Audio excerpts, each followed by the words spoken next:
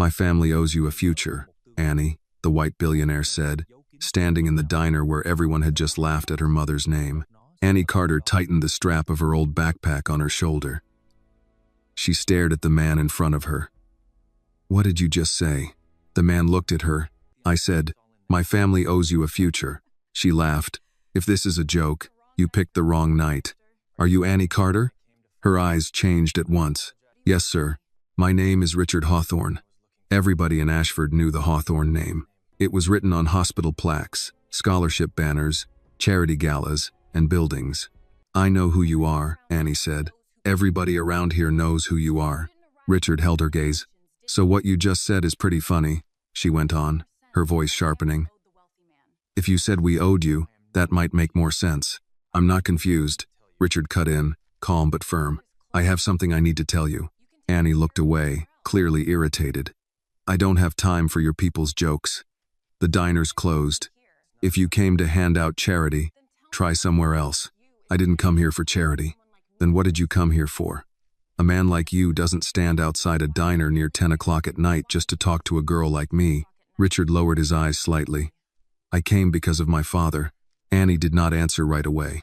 Behind them, Marvin Pike had been laughing into his coffee, telling anyone who would listen that Mara Carter had probably died with secrets in her pocket. Your mama always had a funny way around rich folks, Marvin had said from his stool at the counter. Women like that don't get near families like the Hawthorns unless there's money, trouble, or both. A few customers had laughed. Annie had stood there with a coffee pot in her hand and swallowed every word. She needed the tips. She needed the job. So she had said nothing. She turned back to Richard. My mother is dead, she said. So whatever story you think you have, take it somewhere else. Richard's face tightened. I know she passed 3 months ago. I'm sorry.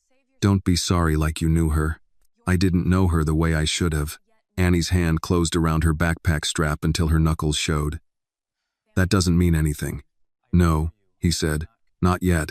Derek Cole came out from behind the register with a dish towel over one shoulder. Annie, Derek said quietly. Maybe you should step into the back. She did not look at him. My shift is over. Still maybe. Now you want to manage the room. Derek's mouth shut. Richard reached inside his coat slowly and took out an old cream-colored envelope. The paper had softened at the corners. It did not look like business. He placed it on the counter. No joke, he said.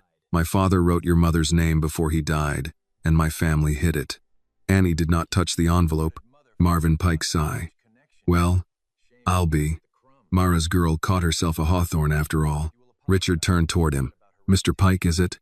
Marvin blinked. You know me? No.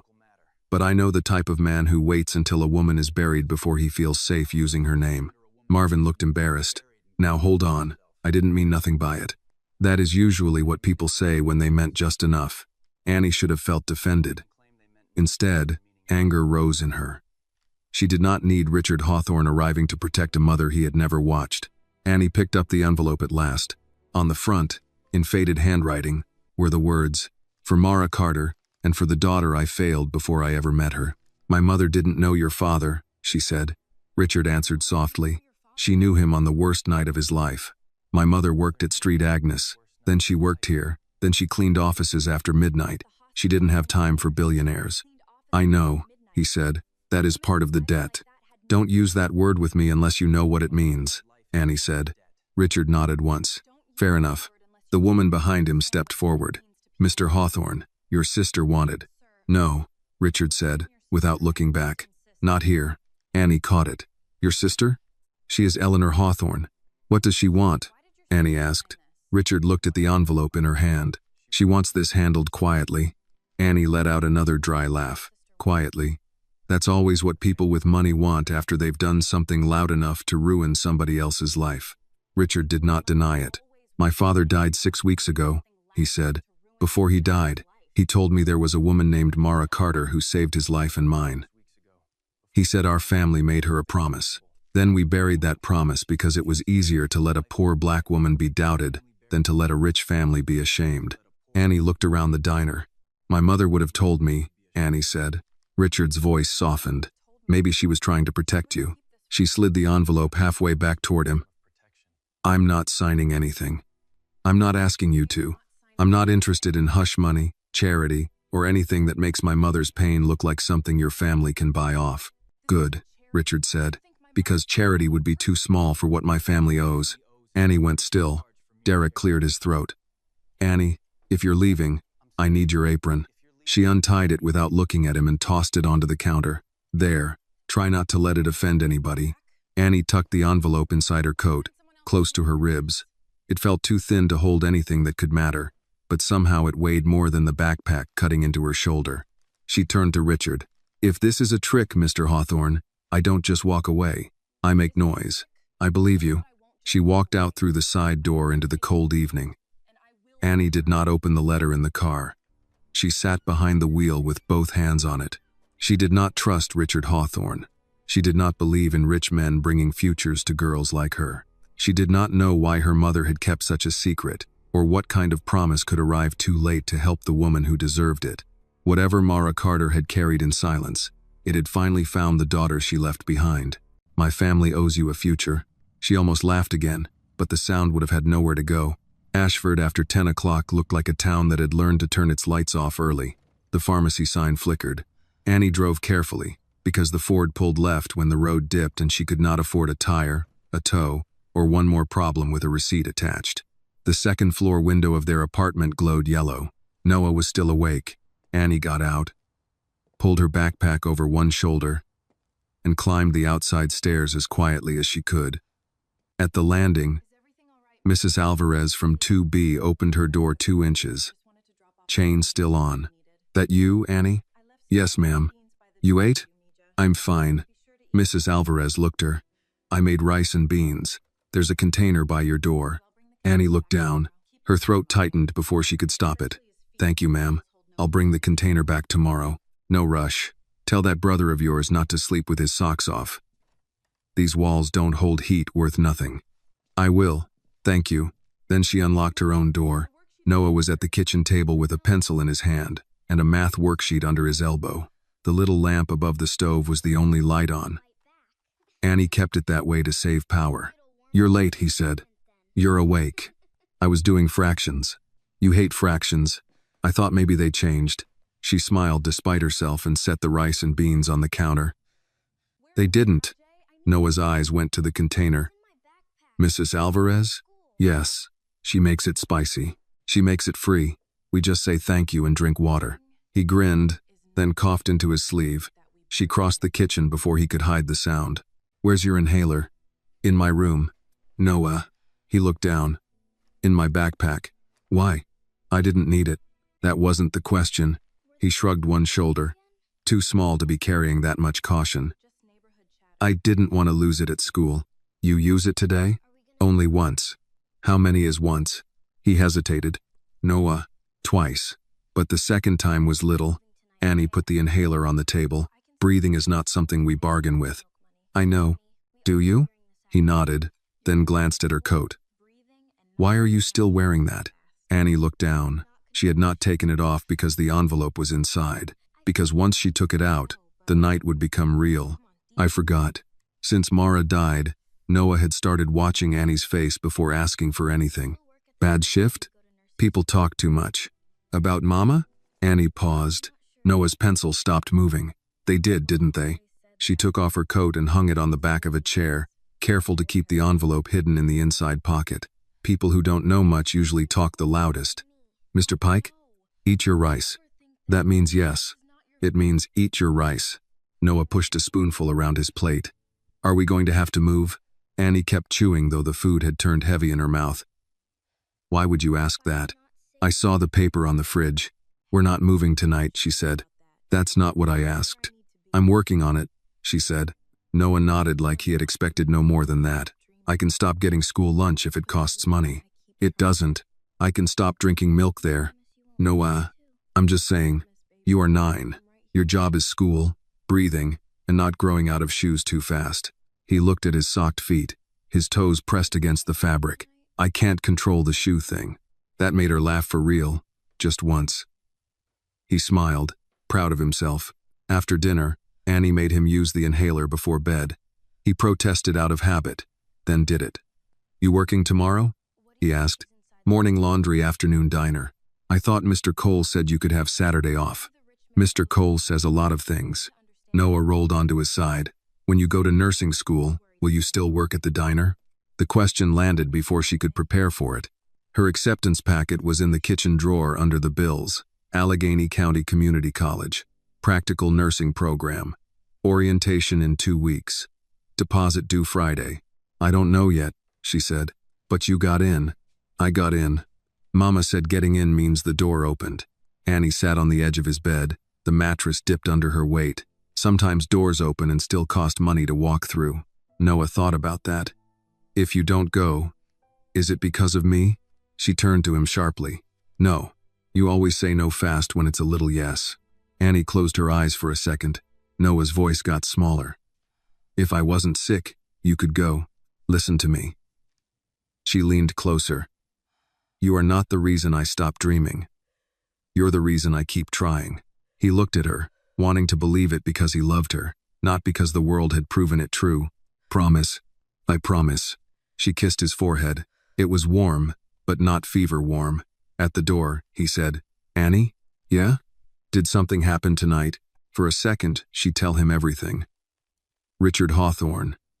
The diner. The envelope. The sentence that made no sense. My family owes you a future. But Noah had already carried enough of the adult world for one night. His eyes moved to her coat on the chair. So what do you think is in that letter? He asked.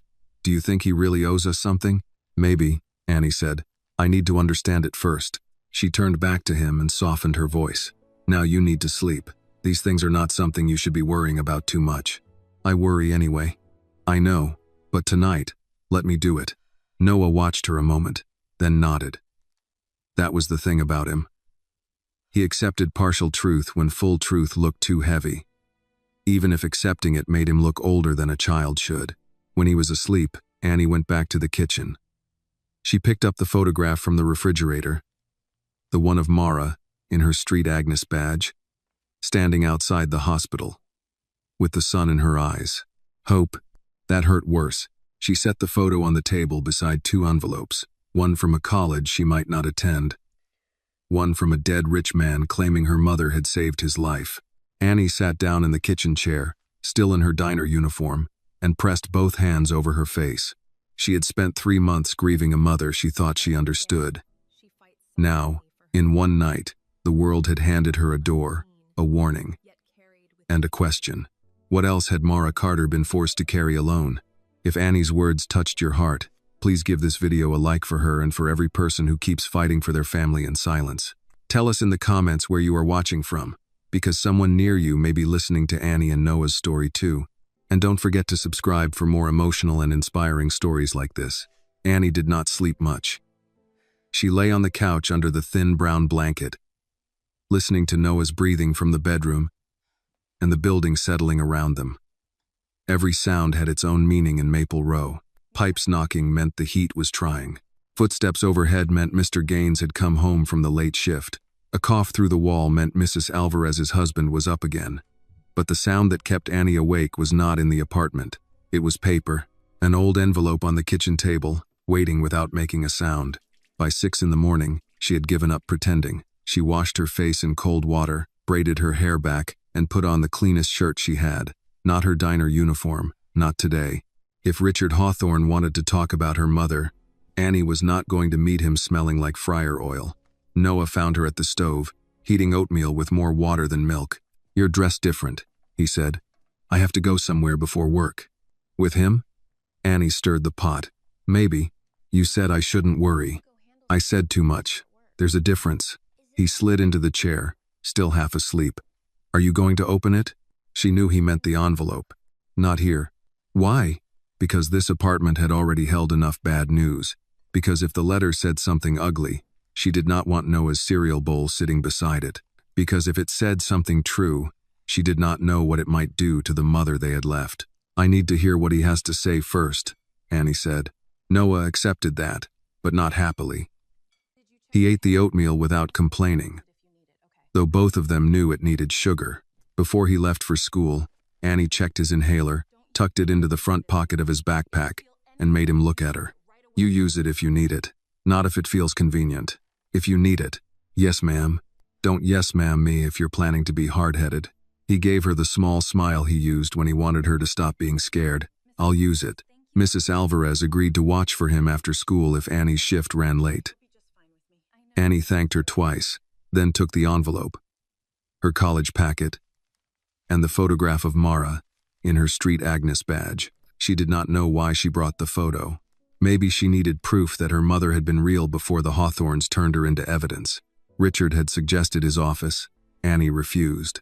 He suggested the foundation building. She almost hung up. In the end, they agreed on the Ashford Public Library at 9:30, in the small meeting room near the back where the quilting club met on Thursdays and retired men came to get help printing tax forms. The library smelled like old carpet and winter coats. A woman at the front desk looked at Annie, then at Richard Hawthorne waiting near the meeting room door, and tried not to look surprised. Richard stood when Annie approached. He was alone this time. No woman with a folder. No man in a suit. "Thank you for coming," he said. "I came for my mother. Don't confuse it." "I won't." The room had a square table, 6 chairs, a whiteboard stained with old marker, and a window looking out at the parking lot. Annie chose the chair closest to the door. Richard noticed but did not comment. She placed the envelope on the table between them. "You open it," she said. Richard shook his head. "It was written to your mother. And to you. She's not here." "No," he said. "She isn't." The quiet after that had weight. Annie hated him a little for letting it sit there instead of filling it with rich man talk. She picked up the envelope and slid one finger under the flap. The glue had given up years ago. Inside were 3 folded pages and a smaller photograph, face down. Annie unfolded the letter carefully. The handwriting was the same as the front, thin and slanted, but steady. "Dear Mara, if this letter reaches you, then I have either found the courage to send it or death has done what cowardice would not." Annie stopped. Her eyes moved to Richard. He looked down at his hands. She kept reading. "There are debts a man can pay with money, and there are debts that money only insults. What I owe you began on Blackwater Road, the night the rain froze before it hit the ground and my son was 7 years old in the back seat of a car that should never have been on that road." Annie felt the room pull inward. Richard's voice was quiet. "I was 7. I don't remember all of it. I remember the smell. Something sharp, like bleach and metal. I remember coughing until I couldn't cry." Annie did not ask him to continue. The letter did. The tanker had gone over near the bend. We were told later the cargo was within legal limits. That was not true. I knew enough that night to understand what my company would try to hide by morning. I also knew my boy was breathing because you dragged him from the car before I could unbuckle myself. Annie's fingers tightened around the paper. "My boy." She looked at Richard, trying to imagine him small, coughing, helpless. And her mother, younger than Annie was now, or maybe not much older, standing in freezing rain with danger in the air. Richard said, "Your mother was coming off a night shift at Street Agnes. She stopped when other cars kept going." Annie went back to the letter. "You wrapped your scarf around Richard's mouth and told him to breathe through it. You came back for me when the fumes were already moving low across the road. I remember your hands on my coat. I remember you calling me sir while saving my life, which has shamed me more with every passing year." Annie swallowed. Her mother had always called strangers sir and ma'am, even when they did not deserve it. Especially then, maybe, because Mara believed manners belonged to the person giving them, not the one receiving them. The next lines were harder to read. "You saw what you were not meant to see." The placard on the tanker, the driver's log, the second manifest. "You understood enough to know the official story would be a lie before anyone had written it down. I asked you to wait. I asked you to trust me. I told you I would make it right after I protected the workers, the company, my son." Annie's jaw tightened. "That sounds convenient," she said. Richard nodded. It was. She looked at him. He did not defend his father. She continued, "You trusted me, and that trust became the first thing my family stole from you." The sentence hit so cleanly that Annie had to stop reading. Outside the meeting room, a child laughed somewhere in the library. Then a woman hushed him. Life kept moving in ordinary ways while Annie sat with a dead man confessing that her mother's life had been bent on purpose. Richard reached into his coat and placed a folder on the table, but did not open it. There's more, he said. Records. Some are incomplete. Some were altered. But enough lines up with what he wrote. Annie ignored the folder for now. Why didn't he fix it? Richard took a breath. I don't know the whole answer. 3. My Aunt Eleanor and the company attorneys got involved by morning. They said there would be panic. Lawsuits. Men losing jobs. Pension funds collapsing. They told my father the responsible thing was to control the story first and correct it later. Later never came. No. Annie heard her mother's voice in memory, tired and low over a sink full of dishes. Later is a word people use when they want you quiet today. She read on. I promised you protection. I promised your nursing program would be paid for. I promised that if you ever had a child, no child of yours would stand outside a door because money kept it closed. I signed papers to make that promise real. Those papers were removed. I let myself believe I would recover them. I let years pass. That is not an excuse. It is the shape of my failure. Annie's eyes burned. Nursing program. Her mother had not failed out. Had not simply changed her mind. Had not been too tired to want more. Someone had promised her a door and then locked it from the other side. She pulled Mara's photograph from her bag and set it beside the letter. Street Agnes badge. Sun in her eyes. Hope Annie had not known how to name. She wanted to be a nurse, Annie said. Yes, Richard answered. You knew that before today? I learned it from my father's files. Files, she repeated. My mother had a life. Your family had files. Richard looked at the photograph. You're right. Annie hated that he kept being right in the only way that mattered, by admitting wrong. She turned to the last page. If Mara Walker's child ever stands at a door the world is trying to close, open it, not as charity, as debt. If that child is a daughter, tell her this. Her mother was not a liar, not a thief, not a woman looking for advantage. She was the bravest person on Blackwater Road, and I have lived too long with a name praised in public, while hers was doubted in private. Annie could not read the next line aloud. She did not realize she had been reading aloud until her voice stopped. Richard finished it softly, from memory. Find Annie Carter. Tell her my family owes her a future. Then do not ask her to be grateful for what should have been hers. The room blurred. Annie put the letter down before tears could fall on it. For 3 months, grief had been simple in its cruelty. Mara was gone. Annie missed her. Noah missed her. Bills remained. Work remained. That was pain she understood. But this was different. This reached backward and touched every exhausted night Mara had come home too tired to eat. Every job application that had never called back. Every time someone in Ashford looked at her mother like she had once done something shameful and never been forgiven for it. Annie pressed her palms to the table. My mother never told me any of this. Richard said, maybe she thought silence would keep you safe. Everybody keeps saying that, because it might be true. Annie looked up. Safe from who? He did not answer fast enough. That was answer enough. She picked up the small photograph from the envelope and turned it over. It showed a road at night, headlights blurred by rain, emergency vehicles in the distance. Near the edge of the frame stood a woman in a hospital jacket, one hand raised as if warning someone back. The image was grainy, but Annie knew the posture. She had seen it all her life at crosswalks, in grocery aisles, at Noah's bedside. Mara Carter standing between danger and somebody else. Annie's voice came out low. What exactly did your family do to her after that night? Richard opened the folder then. Inside were copies of hospital notices, legal letters, old company memos, and one document with Mara's signature at the bottom. They made her sign a statement, he said. Then they used it against her. Annie stared at the signature. Her mother's handwriting. Real. Trapped on a page she had never seen. Richard continued, careful now. There are gaps. I won't pretend otherwise. But after Blackwater Road, your mother lost her position at Street Agnes. Her nursing application disappeared. A note was placed in her employment file saying she had made an unreliable report during an industrial incident.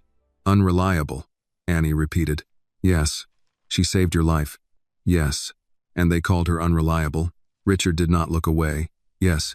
Annie stood so fast the chair scraped the floor. She walked to the window and stared at the parking lot. At a minivan with a cracked windshield. At an old man loading library books into a cloth bag. Ordinary morning. Ordinary people. The world had no shame about continuing. Behind her, Richard said, I can help with your tuition immediately. Housing, too. Medical costs for your brother. My father set aside money. She turned. No. He stopped. You don't get to buy the easy part first.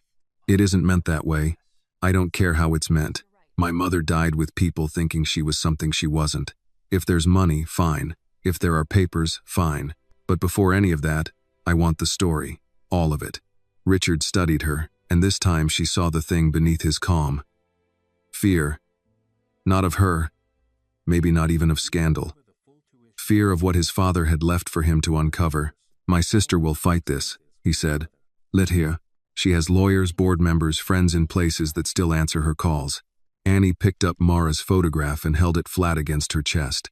I have my mother's name, she said. Seems like she fought with less. For the first time that morning, Richard had no answer. Annie gathered the letter, the photo, and the copies he allowed her to take. At the door, she paused.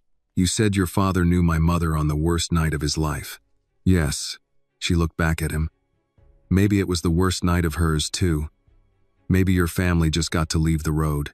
Then she walked out of the meeting room and into the library's quiet, carrying the letter that had arrived years late and still managed to open a wound that had never healed right. Annie left the library with the papers tucked under her arm and the letter folded inside her coat. The morning had turned bright in that hard winter way. Sunlight without warmth, the kind that showed every crack in the sidewalk and every salt stain on the road. She stood beside the Ford for a minute before getting in, because once she started the car, she would have to decide where to go. Work was the practical answer. The laundry on Mercer paid cash for early shifts when someone called out, and Annie had already missed enough hours that week. But the photograph of Mara on Blackwater Road sat on top of the folder, and every time Annie looked at it, the idea of folding strangers' sheets while her mother's name lay trapped in old paperwork felt impossible. She drove to the only person who might know how much of the story had been living just outside her reach. Mrs. Laverne Ellis lived in a small blue house 2 blocks behind Maple Row, the kind with plastic flowers in the porch planter and wind chimes that sounded tired but kept moving. Annie had known that porch all her life. As a little girl, she had sat on those steps eating peach slices from a paper plate while Mara and Mrs. Laverne talked in low voices through summer evenings. Back then, Annie thought grown women only talked about bills, church, weather, and children. Now she wondered how many conversations had stopped when she walked too close. Mrs. Laverne opened the door before Annie knocked twice. She was in a house dress and cardigan, gray hair pinned back, reading glasses hanging from a chain around her neck. She took one look at Annie's face and stepped aside. Come in, child. Annie entered without pretending she was fine. The house smelled like cornbread, furniture polish, and the peppermint tea Mrs. Laverne drank for her stomach. On the wall by the hallway hung framed photographs. Her late husband in an army uniform, her church choir in matching blue robes, a black and white picture of younger Laverne standing near a courthouse with a sign that said, "We want equal justice now." Annie had passed those pictures 100 times and never really looked at them. That morning, they seemed less like memories and more like warnings. Mrs. Laverne pointed to the kitchen table. Sit. I can't stay long. You can sit short then. Annie sat. Mrs. Laverne set a mug of tea in front of her and a small plate with 2 pieces of cornbread. Eat. I'm not hungry. I didn't ask what your feelings said. Eat. Annie broke off a corner because refusing would take more strength than obeying. The cornbread was warm, a little sweet, and suddenly her eyes burned. She had not eaten breakfast. Mrs. Laverne watched her take 2 bites before speaking. Now tell me what he gave you. Annie pulled out the letter, the photograph, and the copies Richard had allowed her to keep. She spread them across the table. The old woman did not touch anything at first. She looked down at Mara's name on the envelope, and something moved through her face that Annie had never seen there before. Not surprise. Recognition. You knew, Annie said. Mrs. Laverne lowered herself into the chair across from her. I knew there was a night. I didn't know all of it. That's not an answer. It's the only honest one I have. Annie pushed the photograph forward. That's Mama. Mrs. Laverne put on her glasses. Her hand went still over the picture. For a long moment, she said nothing. The kitchen clock ticked above the stove. That jacket, she said finally. Street Agnes. She used to wear it even after they let her go. Said it was too warm to throw out. They didn't let her go, Annie said. They pushed her out. Mrs. Laverne closed her eyes for a second. So that part was true. What part? The old woman leaned back, but it was not from Annie. It was from the years. After Blackwater Road, your mother came here close to dawn, hair wet, hands shaking. I thought she'd been in an accident. She wouldn't sit. Kept walking from that door to that window, saying she had to get to the hospital, had to make a statement, had to make sure a little boy was alive. Richard. I didn't know his name then. Annie gripped the mug. Why didn't she tell me? You were a baby when most of the damage came due. Later, when you were old enough to ask, she had already learned what the truth cost. She should have told me. Yes, Mrs. Laverne said. Annie looked up, caught off guard. The old woman did not soften it. She should have, and she loved you. Both can be true. That hurt because it gave Annie no clean place to put her anger. Mrs. Laverne picked up the copy of the employment notice from Street Agnes. Her mouth tightened as she read the line about unreliable reporting. They used those words on her? Annie nodded. Mrs. Laverne took off her glasses and set them down with care. Your mother used to sit right there where you're sitting. She'd come after interviews, trying to act like it didn't matter that another place turned her away. She'd say, maybe next week, Miss Laverne. Then she'd ask if I needed anything from the store. Like her own heart wasn't sitting cracked in her chest. Annie stared at the table. She wanted to be a nurse, she said. She did. Not just talked about it. Child, Mara had pamphlets, forms, schedules. She kept a little notebook with drug names in it. She'd practice saying them out loud while stirring soup. Your mama could turn a patient every 2 hours. Remember who needed ice chips, who needed prayer, who needed somebody to call them by their first name. She had the hands for nursing. Annie pressed her lips together. Mrs. Laverne continued, quieter. After they marked her file, doors started closing, not all at once. That would have been easier to fight. One hospital said they were full. One clinic said they'd call. One training program misplaced her application. Then folks around town started whispering that Mara had lied about something out on Blackwater Road. By the time people are whispering, they don't need proof. They just need permission. Annie thought of Marvin Pike, of his grin over the coffee cup. Who gave them permission? Mrs. Laverne looked at the papers. People with clean shoes and lawyers. Annie almost smiled, but it broke before it formed. Did Mama take money from them? No. You're sure? I'm sure of what she told me. What did she tell you? Mrs. Laverne folded her hands. They were lined and strong, the nails cut short. She said Thomas Hawthorne had promised to make things right. She said he was scared but not evil. Those were her words. I told her scared men with money can do more damage than evil men without it. She didn't like hearing that, because she trusted him. For a while, Annie swallowed. And then she stopped mentioning his name. She got pregnant with you not long after, and her whole world shrank down to rent, diapers, work, and keeping you warm. When you were born, I thought she might fight again. Some women get fierce after they have a child. Mara did get fierce, but not the way I expected. She didn't go after the Hawthorns. She went after survival. That's not enough. No, Mrs. Laverne said. It isn't. But when a woman is alone with a baby and a landlord wants rent, survival can look like the only room left in the house. The words settled between them. Annie reached for the letter. Thomas wrote that if I ever stood at a door the world was closing, they should open it. He wrote that like he was sorry. Sorry is a start. It's not a payment. No, it is not. It's not even close. No. Annie looked at her. Then why does everyone keep acting like I should be grateful? Mrs. Laverne's eyes sharpened. Who is everyone? Him. Maybe not in words, but he came with that face. Like he expected me to understand he was trying. Trying is what people do when they're late and don't want to admit the bus left without them. Annie let out a breath that was almost a laugh. Mrs. Laverne tapped the letter with one finger. Listen to me. Don't let pride make you refuse what truth is trying to return. But don't let their guilt dress itself up as goodness either. Annie looked down. I don't know how to do both. You learn. Same way we learned everything else they didn't teach us. One hard morning at a time. The old woman got up slowly and went to the hallway closet. Annie heard boxes moving. The scrape of cardboard against wood. Mrs. Laverne came back carrying a small shoebox tied with twine. Your mama left this here years ago.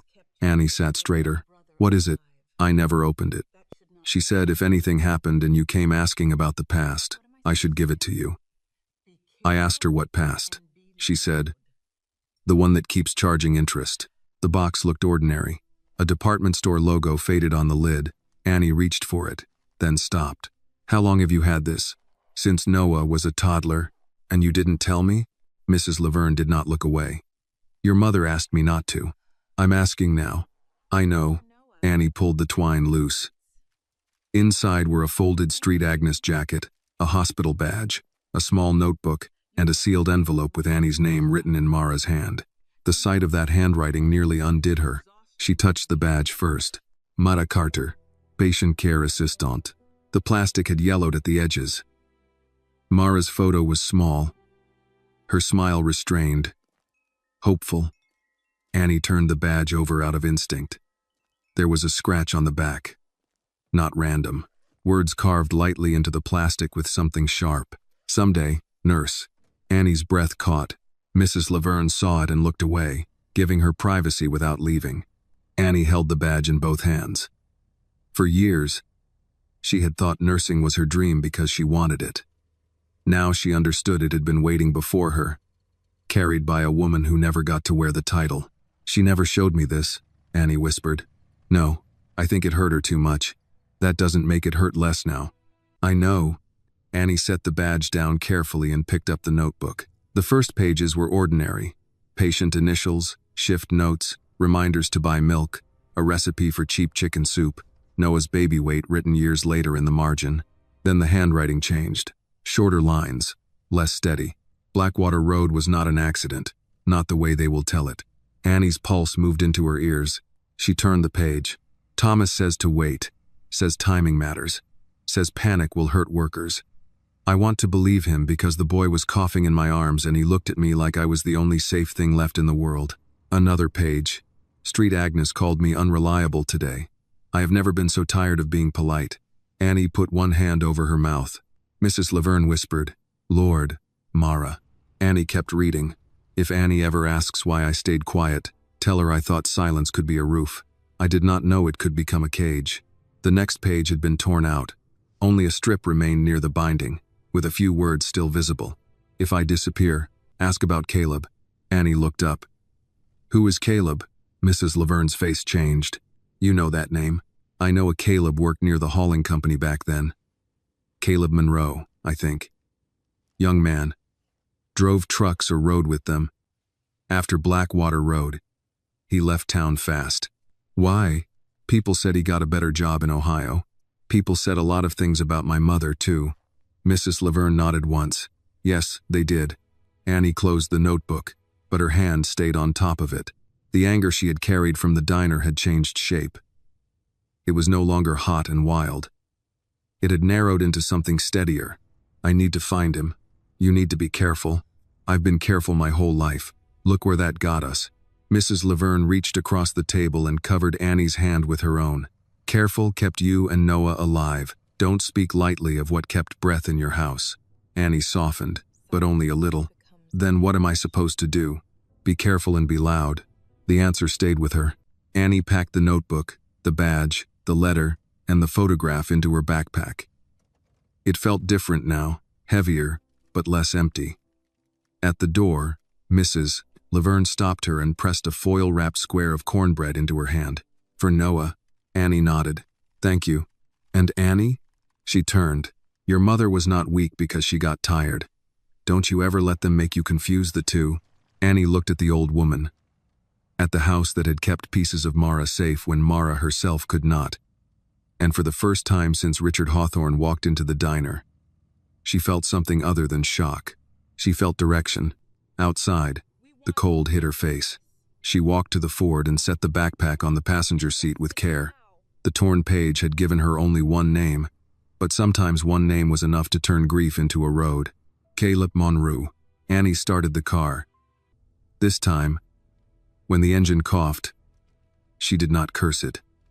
She simply waited, hand steady on the wheel, until it caught. Annie did make it to the laundry on Mercer, but only because money had a way of dragging a person back to the present no matter what the past had just handed them.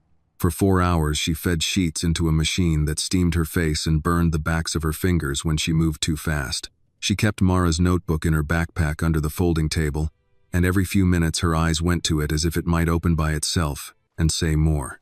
At noon, her phone buzzed. Unknown number. She let it ring twice, then answered because people who could ignore unknown numbers usually had savings. Annie Carter? Richard Hawthorne's voice. She looked toward the front desk where Mrs. Nolan was arguing with a man about a missing shirt. How did you get this number? You gave it to my assistant last night. I gave it so your people would stop blocking the diner door.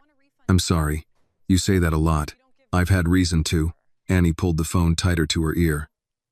I'm at work. I know. I'll be brief. I spoke to someone who can look for Caleb Monroe. Annie went still. The dryer behind her thumped with a pair of work boots somebody had ignored the signs and put inside anyway. You already knew his name?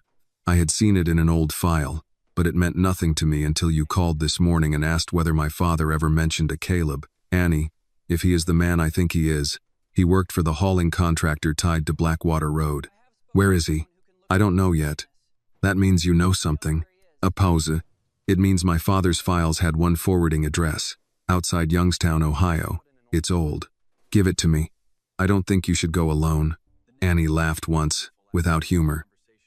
You don't know what I do alone. I'm learning. That quiet answer bothered her because it did not sound like performance. It sounded like a man who had started counting things too late. Before she could answer, Mrs. Nolan waved from the front. Annie, phone later. We've got pickup orders. Annie lowered her voice. Text me the address. Annie, text it. She hung up before he could make concern sound like permission. By the time her shift ended, rain had begun tapping at the laundry windows. Not snow. Not yet. But cold enough to make the streets shine under the traffic lights.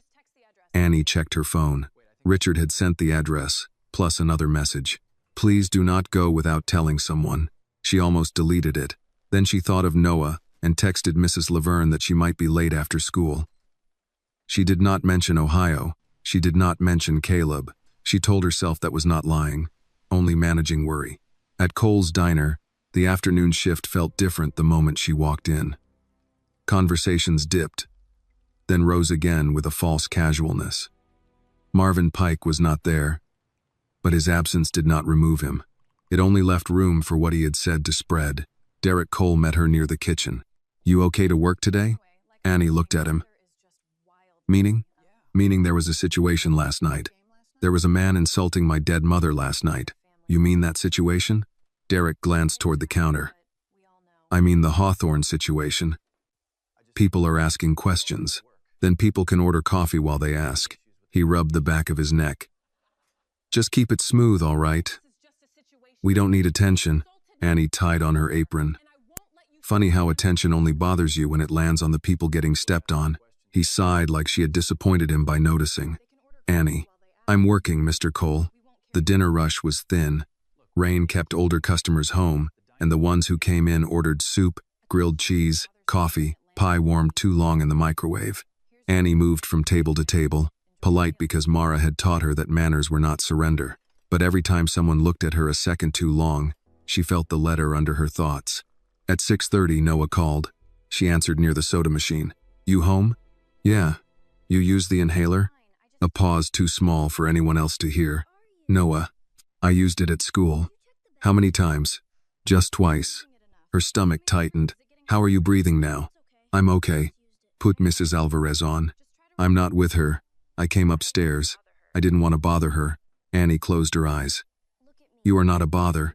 I know. You don't say it like you know. I'm okay, Annie. Really. A customer at booth 4 raised a hand for more coffee.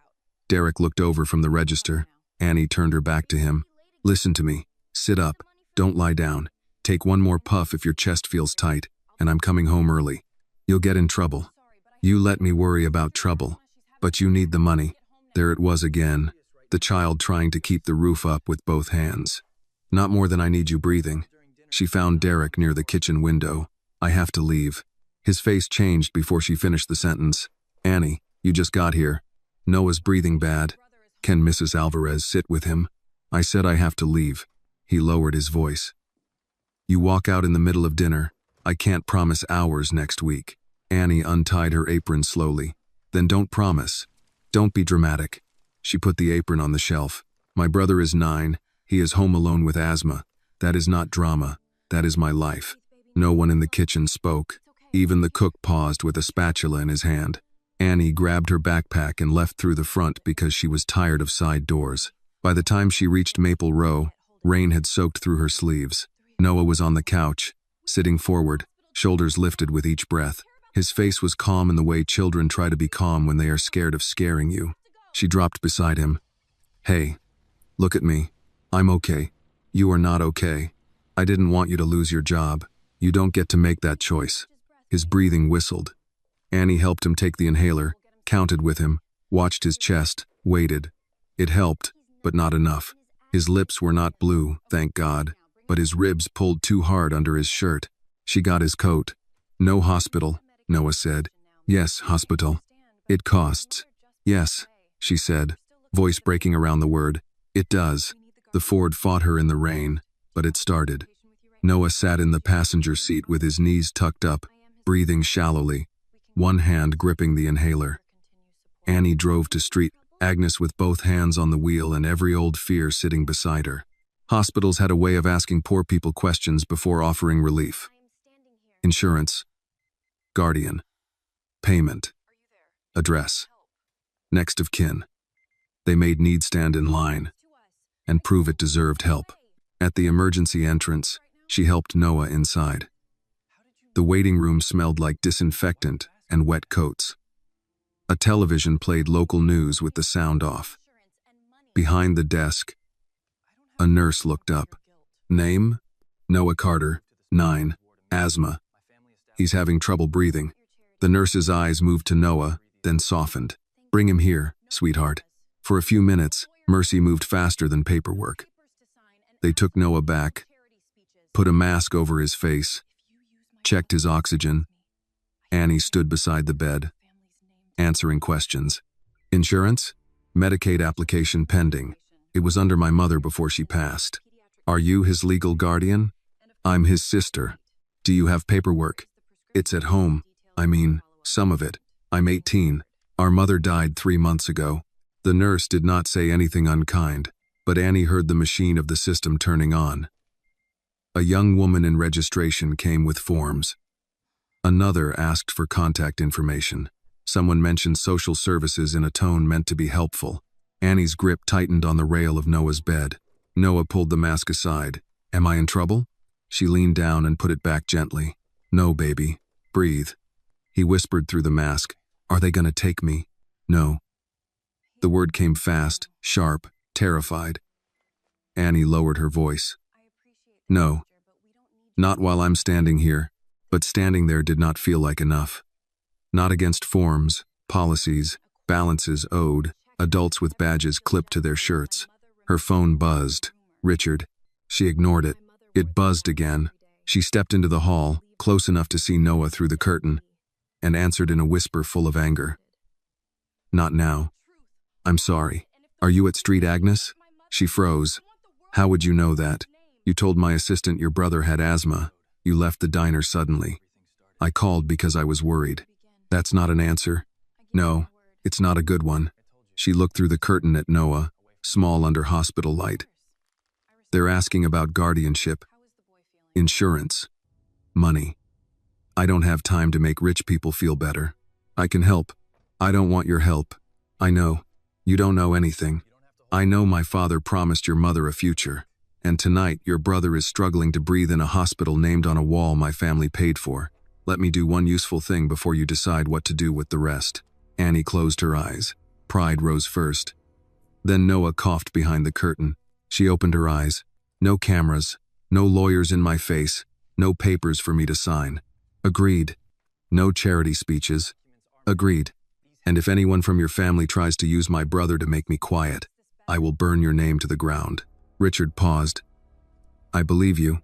Annie hated that the same answer steadied her. Within 20 minutes, a hospital administrator appeared, suddenly polite in the way institutions became polite when a donor's name entered the room.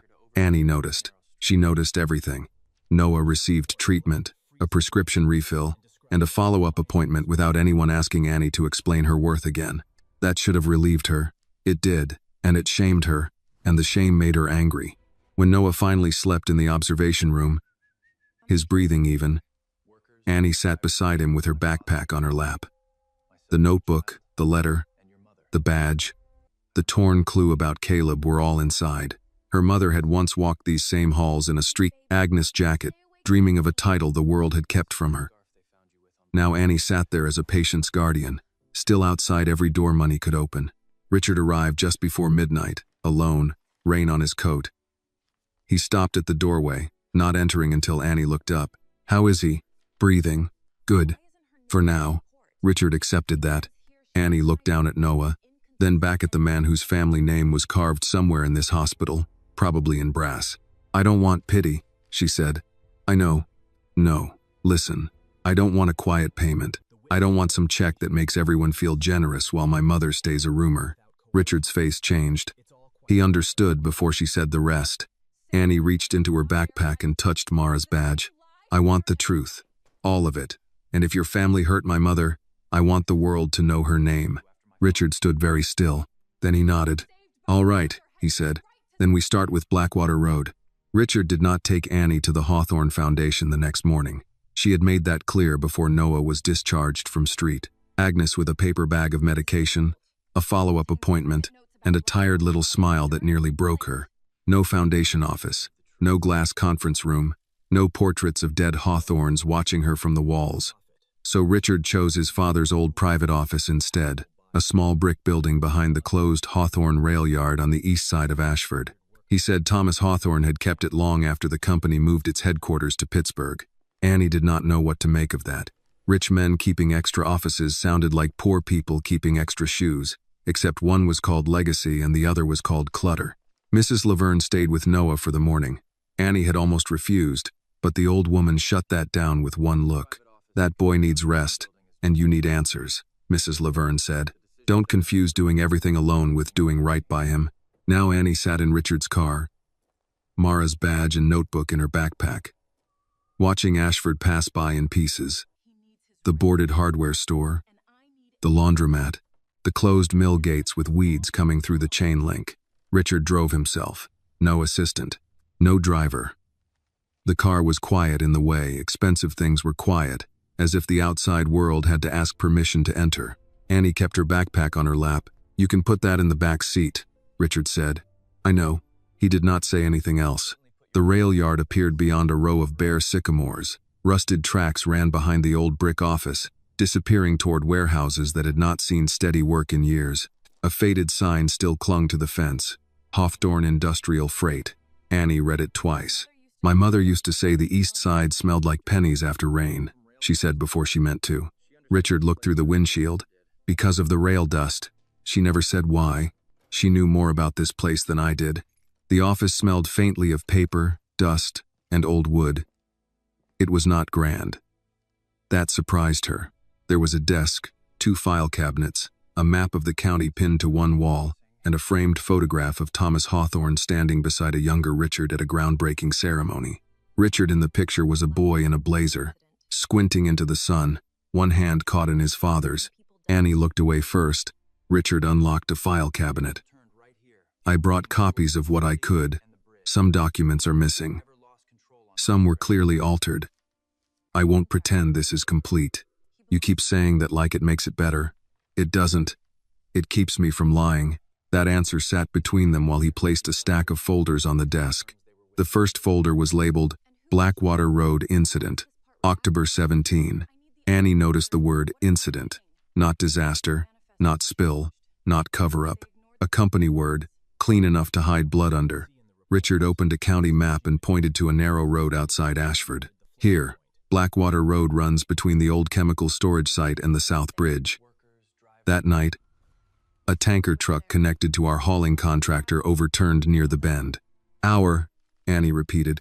"My family's contractor," he corrected. "No, say it the first way.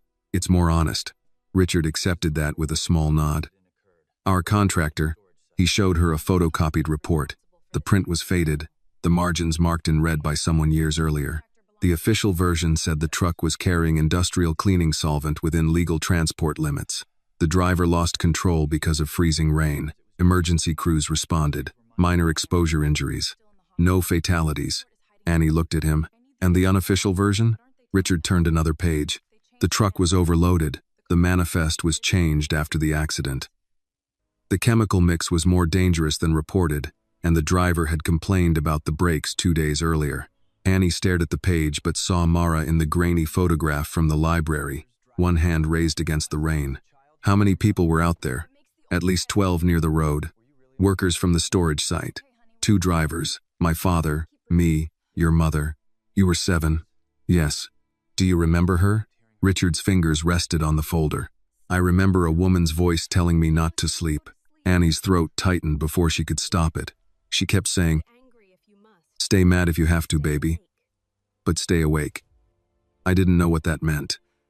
I was coughing, crying. I wanted my father.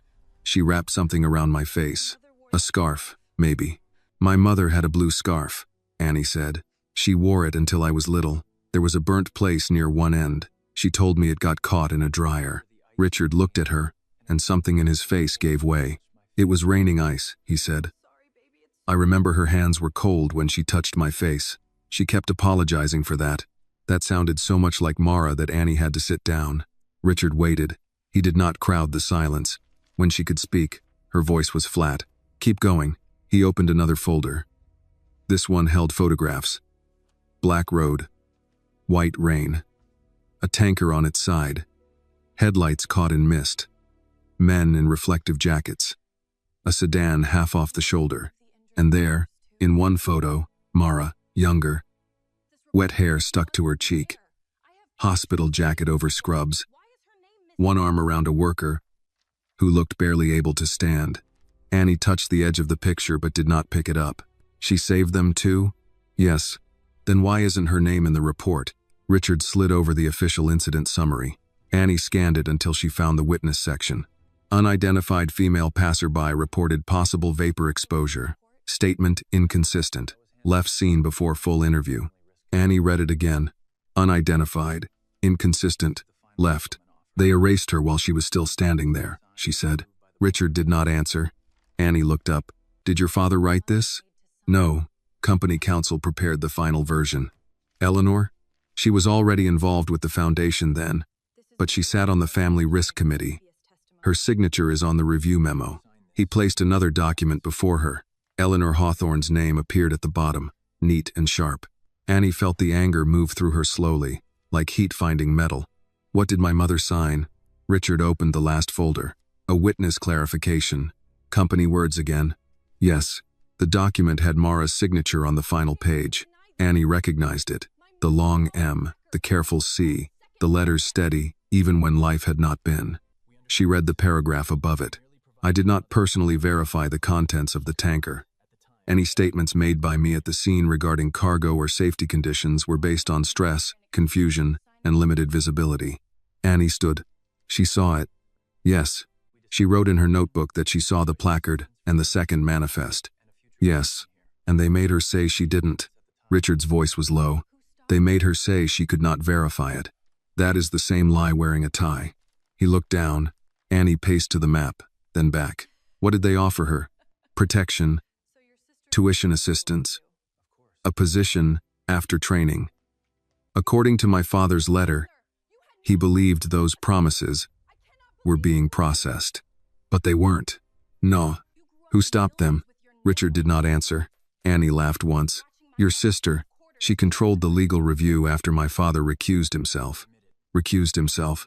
Annie turned on him. He was there. He was alive because of her. He didn't get to recuse himself. I know. No, you don't. You grew up with buildings named after your family. I grew up watching my mother buy cough syrup with quarters.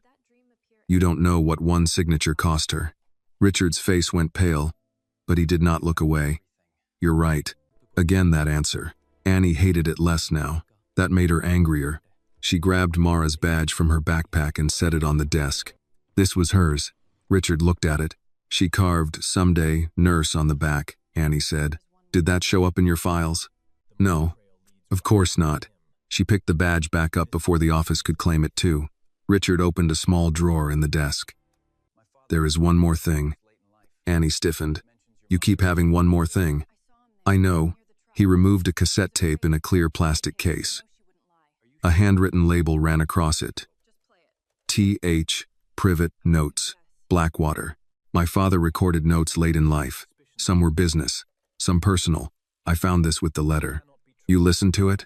Yes. And? It mentions your mother. It mentions someone named Caleb Monroe. Annie's hand tightened around the badge. Play it. Richard hesitated. Some of it is difficult. Play it.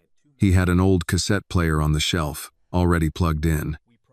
That detail told Annie he had planned for this. Richard inserted the tape and pressed the button. Static filled the room, then an old man's voice, thin but clear. I have spent years calling it an accident because that is the word men use when responsibility has too many owners. Blackwater was not simply weather. It was speed, pressure, profit, and the belief that rules are negotiable when the buyer is large enough. Annie stopped breathing for a second. The voice continued. Mara Carter knew. God help me, she knew before most of my own people admitted it. She pulled my son from the car. She pulled Harlan Briggs from the ditch. She stood in the road waving traffic back, while vapor crossed the asphalt. And by morning, my family had begun teaching the record to doubt her. Richard stood near the desk, still as stone. The tape clicked, hissed, then continued. Caleb Monroe saw the second manifest. He saw what she saw. Eleanor said he had been handled. I let that sentence pass through a room and did not challenge it. There are sins of action and sins of silence. Mine wore a good suit and lived in my house for 30 years. The tape went to static. Annie stared at the machine. Caleb Monroe saw the second manifest. Eleanor said he had been handled. The office felt smaller. Richard pressed stop. Annie's voice came out quiet. Handled means threatened. Yes. Or paid. Possibly. Or worse. Richard did not answer.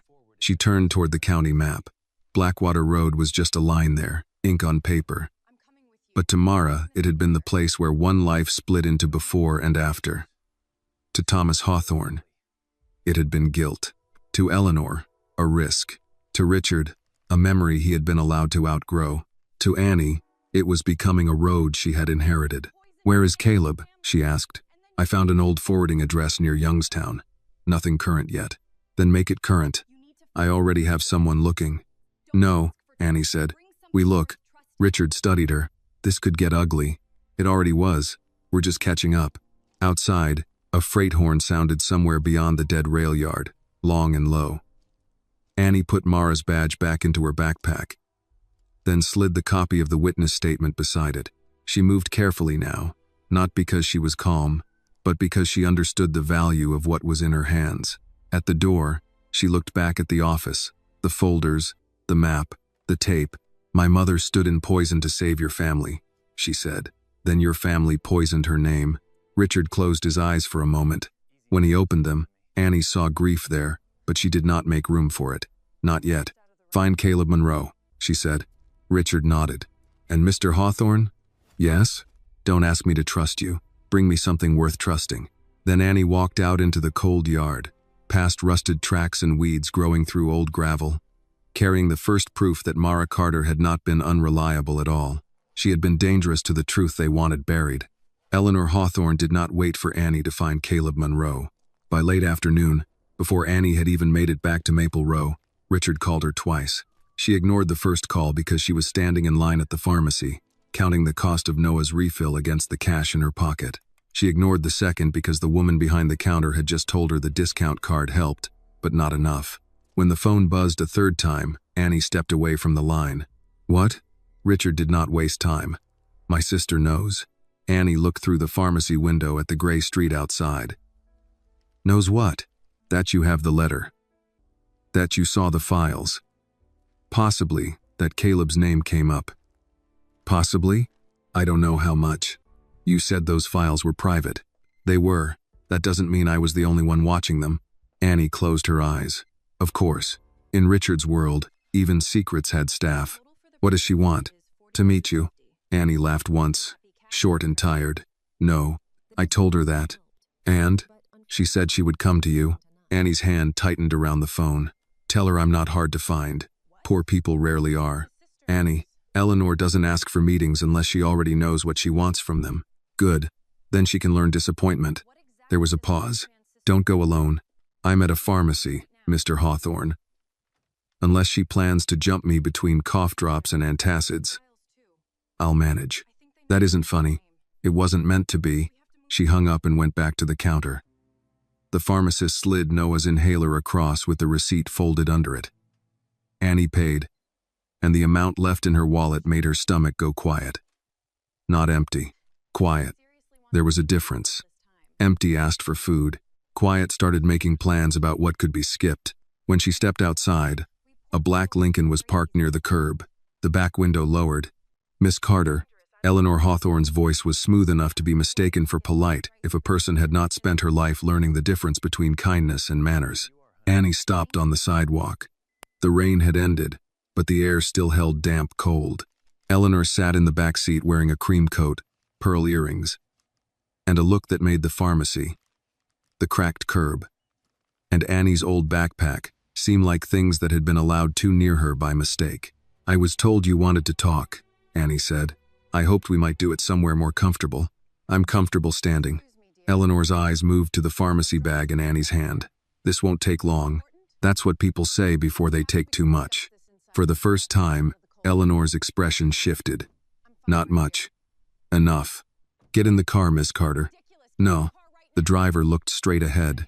Eleanor gave a small sigh, as if Annie had chosen inconvenience out of bad breeding. "Then we'll talk here, though I doubt you want your personal business discussed on a public sidewalk." Annie stepped closer to the car, but not close enough for Eleanor to think she had obeyed. "My personal business became public when your family wrote it into company records." Eleanor's mouth tightened. "Richard has always been sentimental where our father is concerned. Grief can make a man reckless. Your father wrote a letter. My father wrote many things in his final years. He wrote my mother saved his life." Eleanor looked at Annie then, really looked, and the softness left her face. "Your mother was present during a difficult night. That does not make her a saint." "No," Annie said. "Saving your brother and your father did that." Eleanor's eyes cooled. "Careful. There it is." "What?" "The part where manners run out." Eleanor opened the car door herself and stepped onto the sidewalk. She was taller than Annie expected, slim and straight-backed. A woman who had spent decades entering rooms that were already prepared for her. Up close, her perfume was light and expensive. Annie thought of Mara coming home smelling like bleach and coffee and winter sweat. "I understand your situation," Eleanor said. "No, ma'am. You understand my address. You are 18 years old, caring for a sick child, with unstable housing and limited income. You are in no position to wage war against a family whose lawyers have handled matters more complicated than a waitress's grievance." Annie felt the words hit, each one chosen to leave no bruise anyone could photograph. "My mother's name was Mara Carter. I know her name." "Then use it." Eleanor smiled faintly.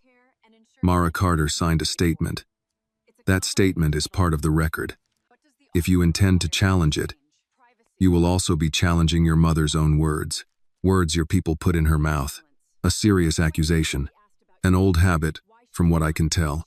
Eleanor reached into her handbag and removed a folded document. She held it out. Annie did not take it. "What is that?" "A practical solution. I've heard that phrase before. Usually means somebody poor is about to be told to disappear. It is a settlement offer, more generous than any court would likely award you, assuming a court heard the matter at all. Enough to settle your rent, pay for your brother's care, cover your education at a local program, and give you a start." Annie looked at the paper, then at Eleanor. "In exchange for?" "Privacy. Silence. Privacy," Eleanor repeated. "There is dignity in not turning every family tragedy into a public spectacle." Annie almost laughed. "Whose dignity?" Eleanor's gaze sharpened. "You should think carefully. People will ask questions about your mother. About why she signed what she signed. About why she waited. About why no one in this town seemed to believe her. Because families like yours taught them not to. You have spirit. I can see why Richard feels responsible. But spirit is not rent. It is not legal representation. It is not custody. Stability. For your brother." That landed too close. Annie's hand tightened around Noah's medicine bag. Eleanor saw it. "Of course she did. If authorities were to question whether you are equipped to care for a child with medical needs, it would be unfortunate. Not my desire, obviously. But these things happen when private matters become chaotic. For 1 second, Annie saw Noah on the couch, trying to breathe and apologizing for the cost of it. Her fear rose fast. She had to hold herself still so Eleanor would not see all of it. "You threatening a 9-year-old now?" Annie asked. "I am advising you that the adult world is not moved by emotion. No, just money. Money is often what keeps children safe." Annie looked at the folded document again. Rent. Medicine. School. The words were not on the page yet, but she felt them waiting there. The ugliest kind of trap was the kind that offered something truly needed. Eleanor softened her voice. That made it worse. "Miss Carter, your mother is gone. Nothing said publicly will bring her back. But you and your brother are alive. You can still make wise choices. Take the help. Let the dead rest." Annie thought of Mara's badge in her backpack. "Someday, nurse." She thought of the company report calling her mother unreliable. She thought of Thomas Hawthorne's recorded voice. My family had begun teaching the record to doubt her. "My mother has been resting under a lie," Annie said. "That's not peace." Eleanor held her gaze. "You imagine truth will save you." "No," Annie said. "I imagine hiding it already ruined us." The driver shifted in the front seat. Eleanor folded the document and slipped it back into her bag. "You will find Richard's guilt has limits." "Maybe. And when it does, then I'll know he's still a Hawthorne." Eleanor gave a small, cold smile. "You are very young. I've had to be older than that." For the first time, something like irritation broke through Eleanor's polish. "Girls like you should be careful when old money opens old doors. Sometimes there's nothing behind them but lawyers." Annie stepped closer. "Women like my mother learned that doors owned by people like you usually lock from the outside." Eleanor's face went still. The black car sat at the curb, engine running, warm inside. Behind Annie, the pharmacy door opened, and an older man came out with a cane and a paper bag. He glanced at them, then kept walking. Just another scene in Ashford. A rich woman, a poor girl, a conversation nobody wanted to overhear because overhearing might require choosing a side. Eleanor turned toward the car, then paused. "If you repeat accusations you cannot prove, we will respond." "What?" "My family, the foundation, the company. Institutions do not survive by allowing emotional narratives to rewrite history." Annie nodded slowly. "That's what you call my mother? An emotional narrative? I call her a woman who signed a statement, and I call her the woman who pulled your brother out of poison." Eleanor opened the car door. "Good evening, Miss Carter. Tell your driver to be careful near Blackwater Road," Annie said. Eleanor looked back. Bad things happen there when Hawthorns are in a hurry. For a moment, Eleanor's face gave Annie something she had not expected. Not anger, fear. Then the door closed, and the Lincoln pulled away from the curb, smooth and silent, leaving Annie on the sidewalk with Noah's medicine in her hand and her pulse beating hard in her throat. She stood there until the car turned the corner. Only then did she realize her hands were shaking. She hated that most. Not the threat. Not the settlement. Not even Eleanor's careful way of saying she could make Noah part of the fight. She hated that her body believed the danger before her pride could argue. Her phone buzzed again. "Richard," she answered without greeting. "She came," Annie said. A curse slipped out of him, low and sharp. She offered money, privacy. Then she mentioned Noah. Richard went quiet. Annie listened to that quiet and let it tell her what his words had not yet said. "She can do that?" Annie asked. "She can make calls. She can create concerns. She can make things harder than they already are." "Harder for who? Be specific." "For you." "And you?" "For me too, but not the same way." At least he did not lie. Annie walked toward the Ford. She said, "Your guilt has limits." "She's wrong. We'll see." "Annie, I'm sorry." "Stop being sorry and find Caleb. I have someone checking the Ohio address now." "No. I want everything on him. Work records, forwarding addresses. Who paid him? Who scared him? Who made him vanish?" "I'll get it. You better." She hung up and sat in the car, pharmacy bag on her lap. Rainwater ran down the windshield in thin, crooked lines. Across the street, the Hawthorne Foundation scholarship poster was taped inside the library window. A smiling Eleanor stood in the photograph beside 3 students in caps and gowns. Annie stared at it for a long time. Then she took Mara's notebook from her backpack and opened to the torn page. If I disappear, ask about Caleb. Eleanor had not come because of the letter alone. She had come because Caleb mattered. That meant the torn page was not a dead end. It was a warning someone had been afraid Mara would leave behind. Annie started the Ford and pulled away from the curb. The car groaned. The wipers dragged across the glass, and Noah's medicine slid across the seat beside her. By the time she reached Maple Row, her fear had not left. It had changed jobs.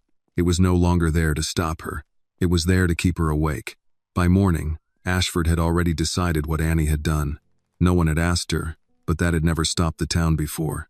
A place like Ashford did not need facts when it had front porches, church parking lots, diner counters, and Facebook pages run by women who typed, "just asking" before ruining somebody's name.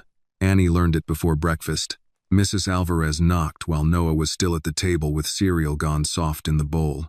Annie opened the door and found the older woman standing there in slippers and a sweater, her phone in one hand, her face pinched with worry. "Baby," Mrs. Alvarez said, "you need to see this before you go out." Annie took the phone. The post came from Ashford Community Watch, though nobody ever watched anything useful there. Someone had shared a blurry picture of Annie outside the pharmacy, standing beside Eleanor Hawthorne's black Lincoln. The caption read, "Local girl connected to late Mara Carter, now meeting privately with Hawthorne family. Sources say possible settlement in works after years-old claims resurface." The comments had already started. Some said Annie was smart to get paid. Some said Mara must have taught her daughter the same tricks. One woman from church wrote that people should not judge, then wrote 3 more sentences doing exactly that. Marvin Pike had commented with a laughing emoji and the words, "Apple don't fall far." Noah came up behind Annie before she could turn the phone away. "What does settlement mean?" Mrs. Alvarez closed her eyes. "I'm sorry. I didn't know he was behind you." Annie handed the phone back. "It means people are talking because they don't have enough work to do." Noah looked at her. "They're talking about Mama again." "I know. Why?" "Because dead black women were easy targets when rich white families needed distance. Because poor people's grief became public property the minute money was mentioned.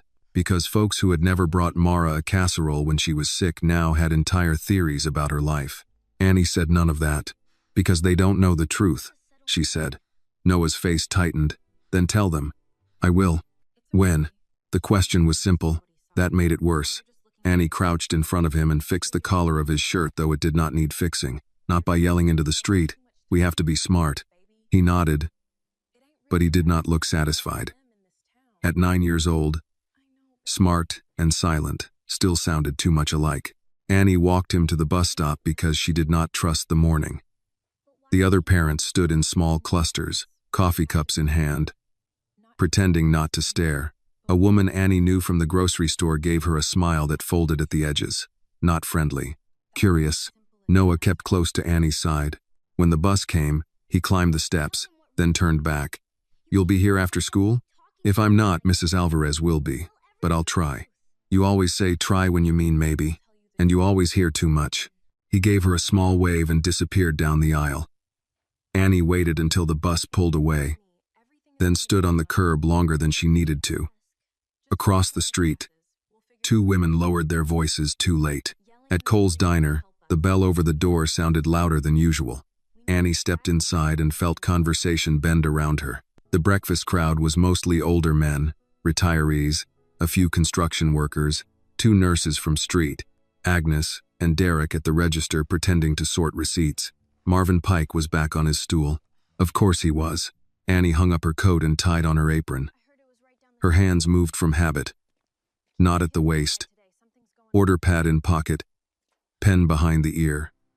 Coffee pot lifted from the warmer. She had learned that work did not wait for humiliation to pass.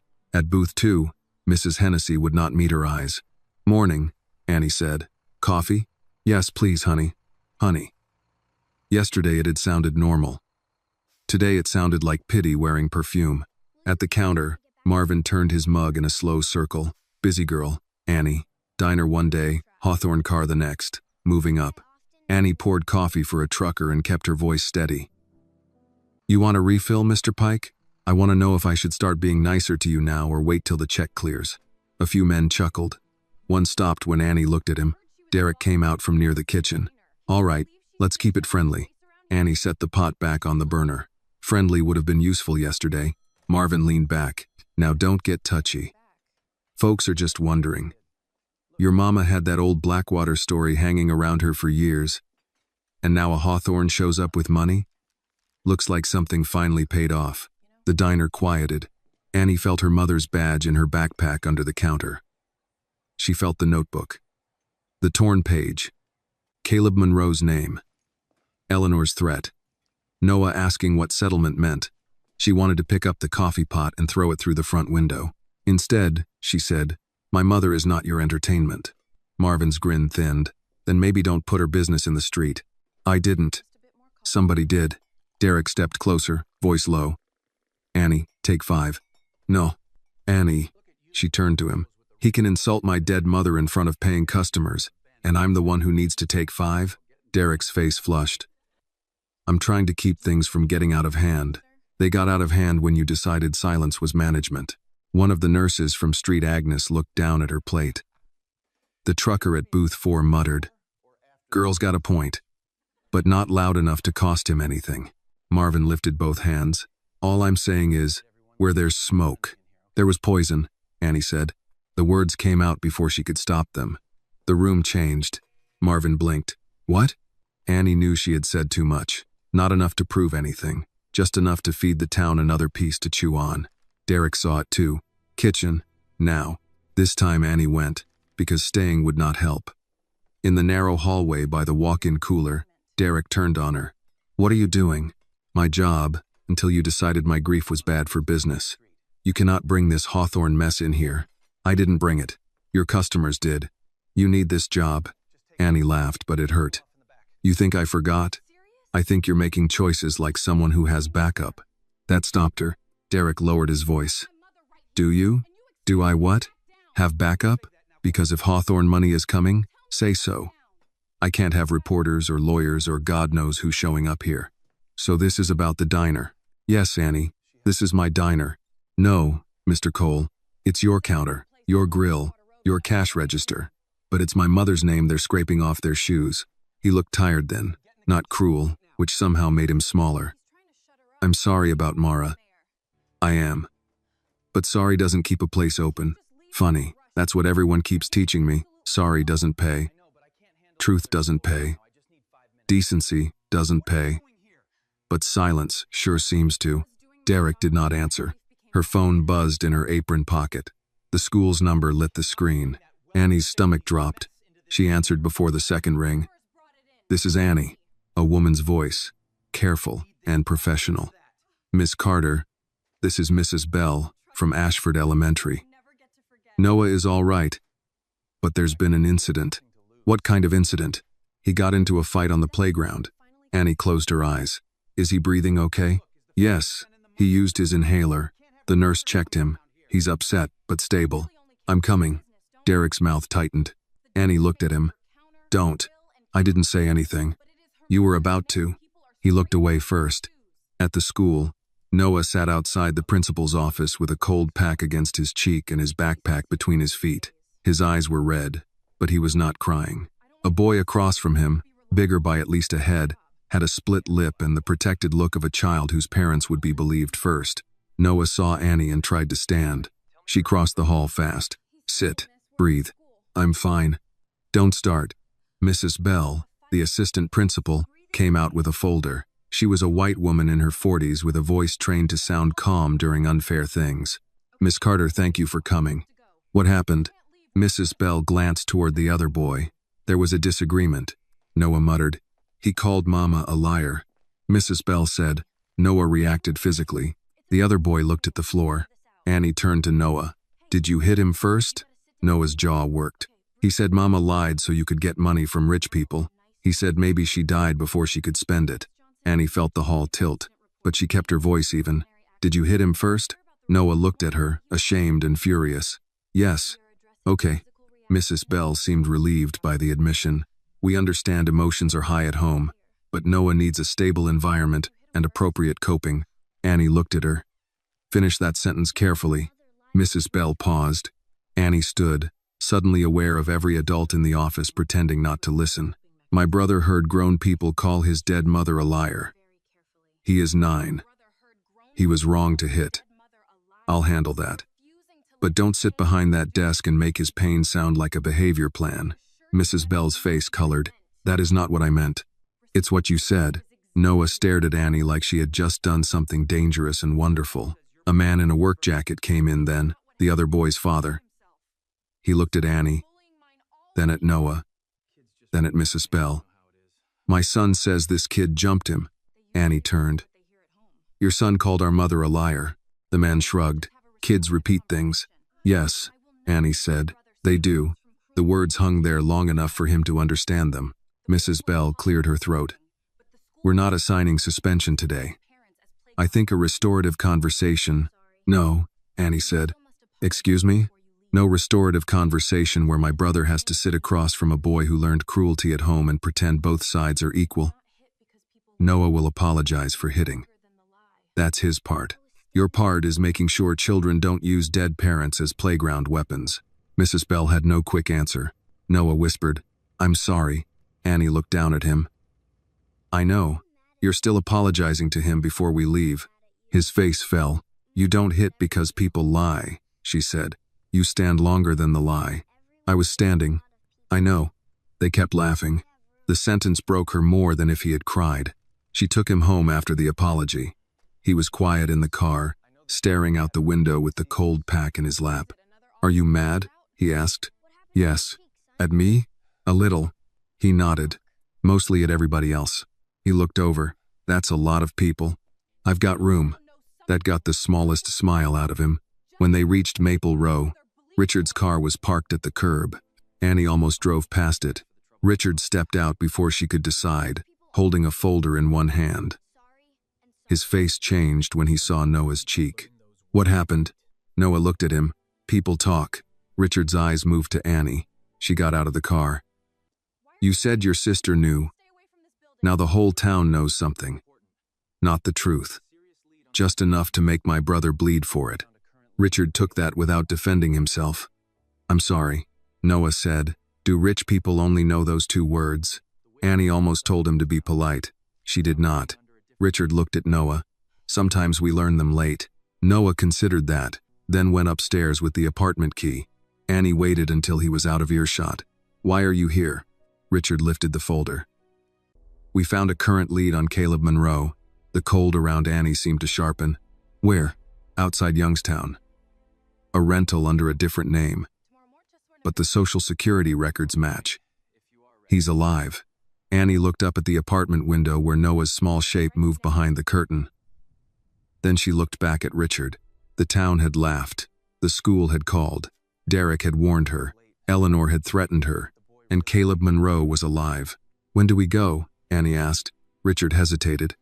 Tomorrow morning, if you're ready. Annie thought of Noah's bruised cheek, Mara's torn notebook page, and the way lies traveled faster than working cars in a town like Ashford. I'm ready now, she said. Richard shook his head. Noah needs you tonight. That was the first thing he had said all day that sounded like he understood something. Annie looked away, hating that he was right. Tomorrow, she said. Richard nodded. Tomorrow. That night, after Noah fell asleep with the airplane blanket pulled to his chin, Annie sat at the kitchen table and opened Mara's notebook again. She read the torn line until the words stopped looking like words and became a door. If I disappear, ask about Caleb. Outside, Ashford kept talking. Inside, Annie began listening to the dead. Morning came with low clouds and a hard wind that pushed loose trash along Maple Row like the town was trying to sweep itself clean and failing. Annie packed Noah's lunch before he woke. 2 peanut butter sandwiches because he was growing. Apple slices gone, a little brown at the edges, and the last juice box from the pantry. She wrote his name on the paper bag even though he was too old for that, then crossed it out because she did not want anyone at school making him pay for one more thing. Mrs. Alvarez came over at 7:30 in a coat over her house dress, carrying a rosary in one hand and a grocery bag in the other. I brought eggs, she said. Annie opened the door wider. Mrs. Alvarez, you don't have to keep feeding us. I know, that is why it still counts. Noah came out rubbing his eyes. The bruise on his cheek had darkened overnight. Mrs. Alvarez saw it and made a sound under her breath in Spanish. "You win?" she asked. Noah blinked. "Mrs. Alvarez," Annie said. "What? If he got in trouble, I hope at least he won." For the first time since the school office, Noah smiled. "Kind of. Good. Now don't do it again." He nodded like that was fair. Annie checked his inhaler twice. Then Mrs. Alvarez's eyes caught the backpack by the door, the folder inside, the way Annie had braided her hair tight and put on the same good shirt from the library meeting. "You going after that man?" Mrs. Alvarez asked. "Caleb Monroe. I don't know him." "Neither do I."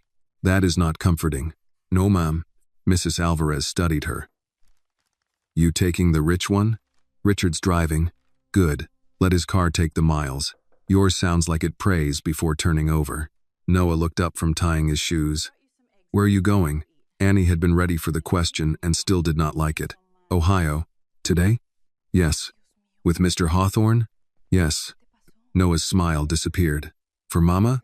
Annie crouched in front of him. "For Mama. And for us. What if the man doesn't talk?" Then I ask better. "What if he lies?" Then I listen for where it bends. Noah thought that over. "Can I come?" "No." "I knew that was coming. You have school." "I got punched at school." "You also punched back. So you're going." He looked away, jaw tight. Annie softened and touched his sleeve. "I need you safe today. That helps me." He hated being managed by love, but he nodded. Richard arrived a little after 8, in a dark sedan that looked too quiet for Maple Row. He did not honk. He parked at the curb and waited outside the car, hands in his coat pockets, while Annie walked Noah to Mrs. Alvarez's door. Noah looked Richard up and down. "You better bring her back." Richard did not smile. "I will." "That's not a rich guy promise, is it?" "No," Richard said. "That's mine." Noah accepted it with suspicion, which Annie considered wise. The drive out of Ashford began in silence. Annie kept her backpack at her feet, one hand resting on the zipper.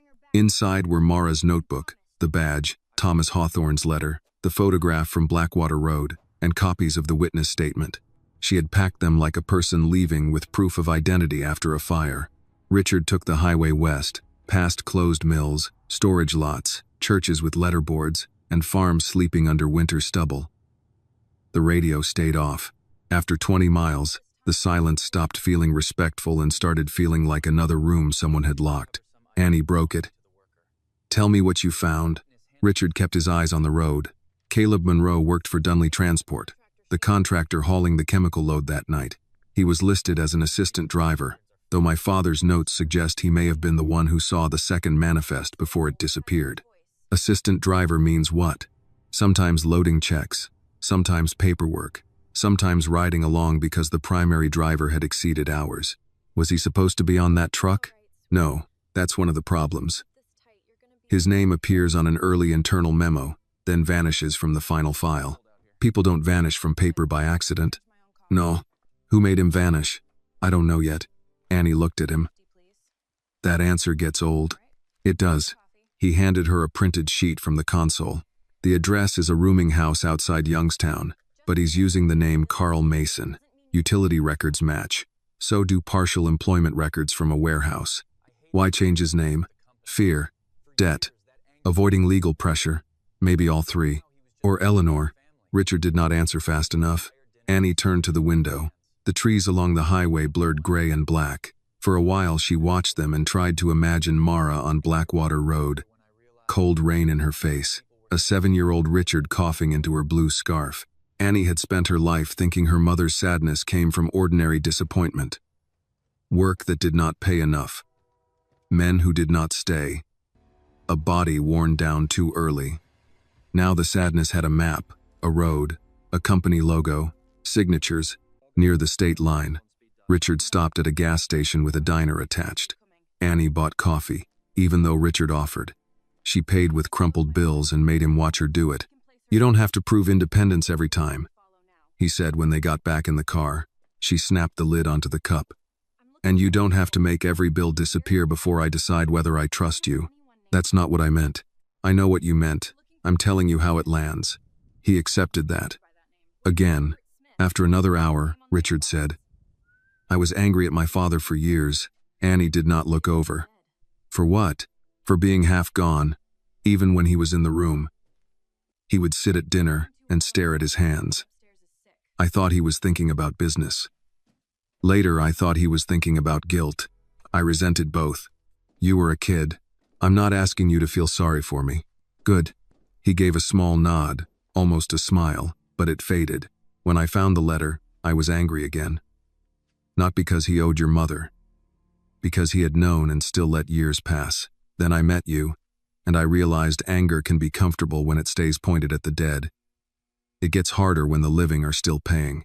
Annie let that sit. It was not an apology. It was not useful yet, but it was honest enough to keep. The address led them to a narrow street of small rental houses and boarded storefronts outside Youngstown. A freight line ran behind the block. The rooming house was yellow once, now weathered to a color like old paper. 3 mailboxes hung crooked near the front door. One had Mason written in black marker. Richard reached for his phone. Let me go first. No. Annie, he doesn't know you. He might know your name.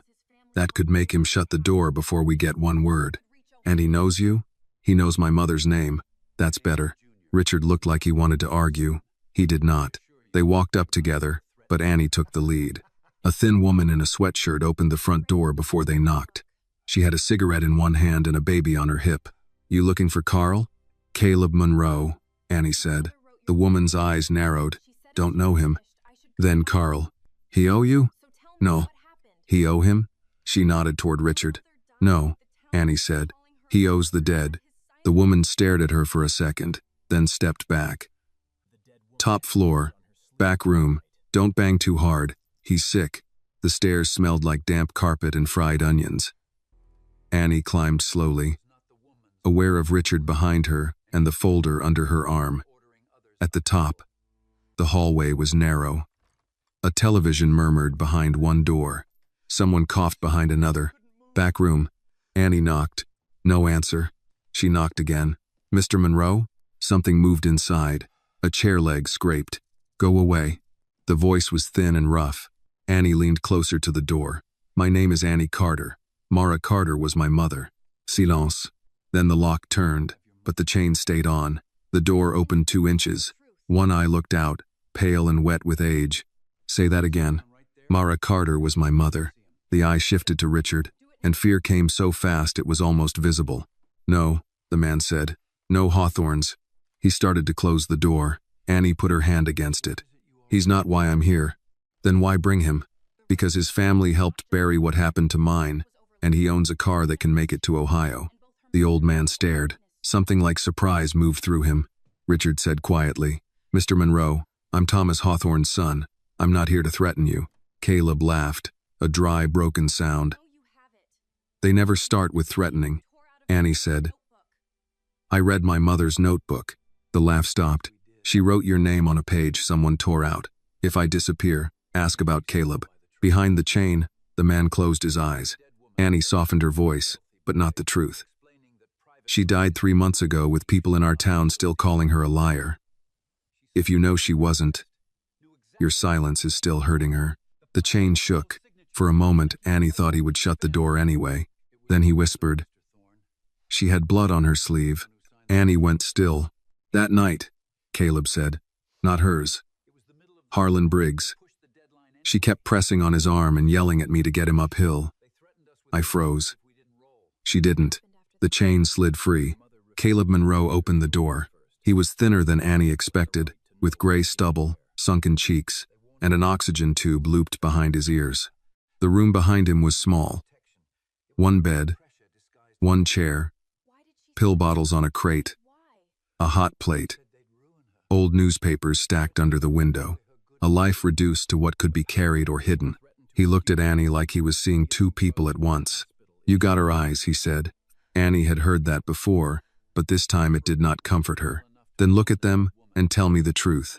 Caleb stepped aside. They entered.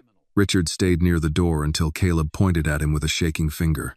You sit where I can see your hands. Richard sat. Annie remained standing. Caleb lowered himself into the chair, breathing hard from the effort. He looked at the folder under Annie's arm. What do you already know? That Blackwater road wasn't just weather. The truck was overloaded. The manifest changed. My mother saw it. You saw it too. Caleb's face folded inward. Yes, he said. The word was small. It still filled the room. Annie held the back of the chair to steady herself. Tell me the part they tore out. Caleb looked toward the window where the tracks ran behind the house. For a long moment, only the oxygen machine hummed. Then he said, Your mother saved more than the Hawthorne boy. That's what they hated most. If she'd only saved Thomas and Richard, they could have bought flowers and called her brave in private. But she saw the paperwork. She saw the second manifest. And she saw who ordered that truck out. Richard leaned forward. Who? Caleb looked at him with old contempt. Your aunt. The room went cold. Eleanor signed the rush order, Caleb said. Storm coming, deadline closing, penalties if the shipment missed the transfer. Driver said brakes were soft. I heard him. I was there when he called it in. They told him to roll. Richard's face had gone ashen. Annie asked, And after? After, your mother wouldn't change her story. Not at first. She kept saying people had a right to know what was in the air. Then they brought lawyers. Said if the company fell, workers would lose pensions. Said families would suffer. Said she'd be blamed for panic. Then they offered her school money, protection, a job later. Thomas was in the room for some of it. He looked sick, but he let them talk. Annie's voice was barely there. Why did she sign? Caleb looked at her. Because they told her if she didn't, they'd say she stole drugs from Street Agnes. Annie felt the floor leave her and come back wrong. No, they had a report drafted. False, but official enough. Said she had access. Said she was unstable after the incident. Said she made claims to cover herself. Richard whispered, Jesus. Caleb snapped, Don't bring him in late.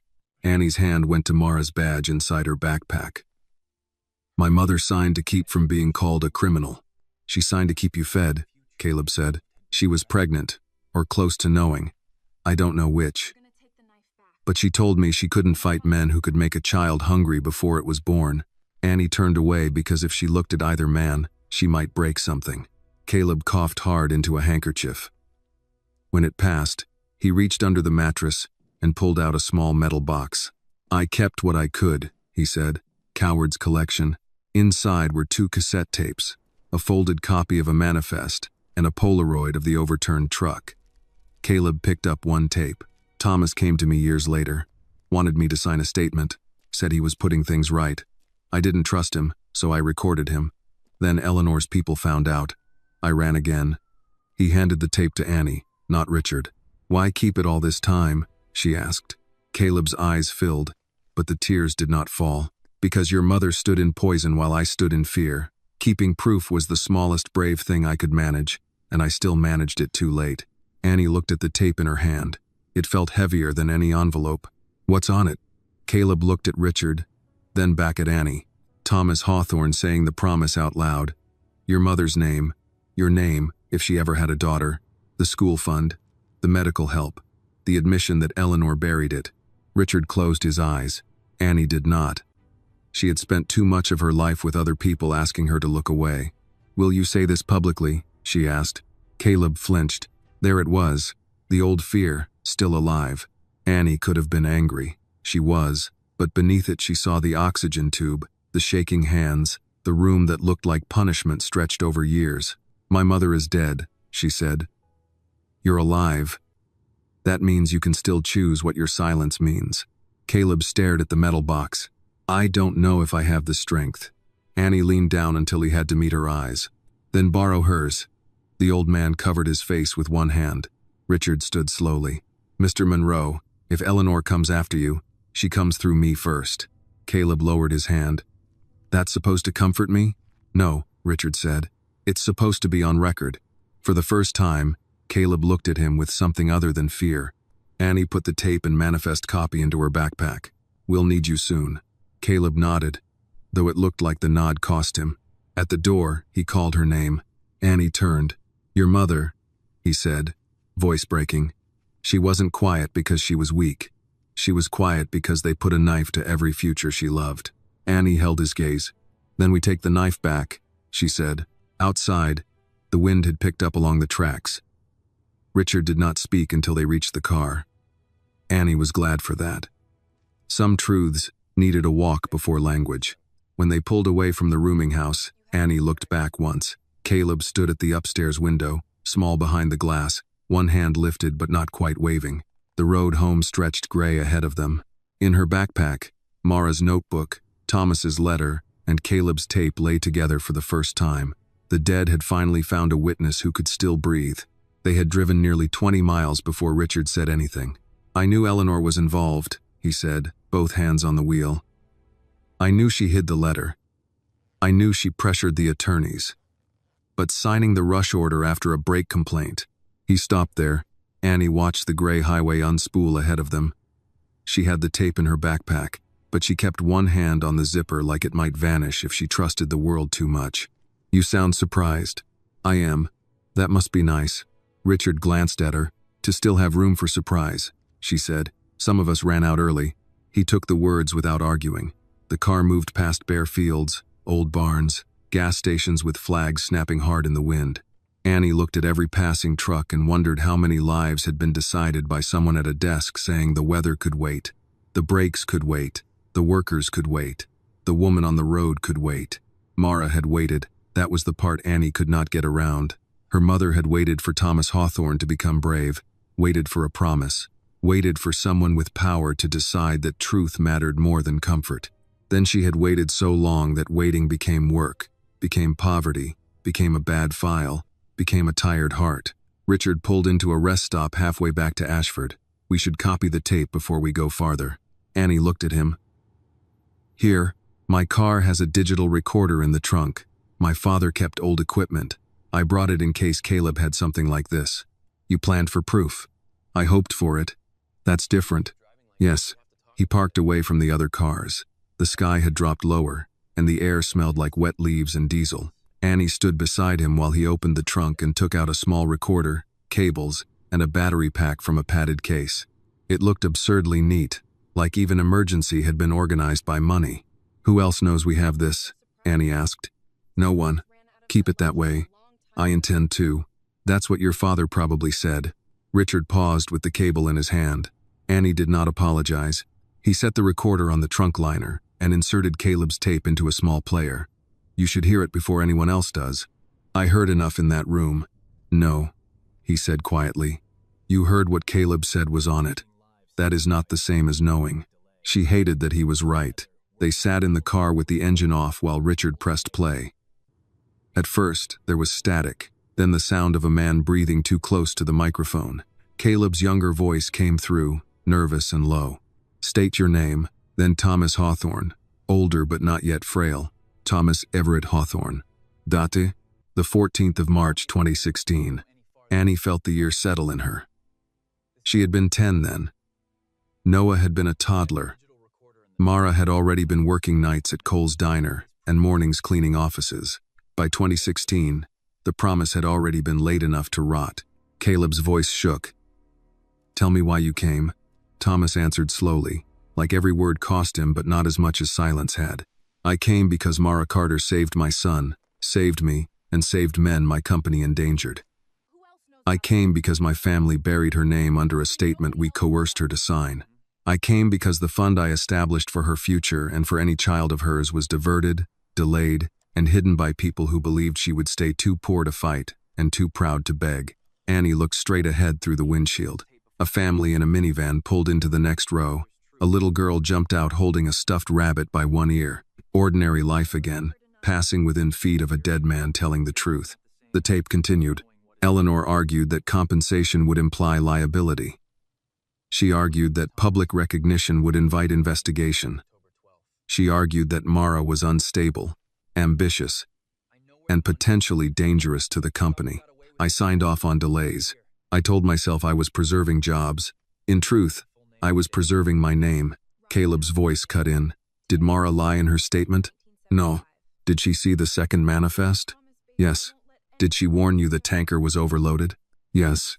"Did Eleanor know the brake complaint had been filed before the truck rolled?" A long silence. Then Thomas said, "Yes." Annie closed her eyes. Richard made a sound beside her, not quite a breath. His face had gone stiff, but his eyes had changed. Whatever part of him had still been hoping for some softer version of Eleanor lost it there.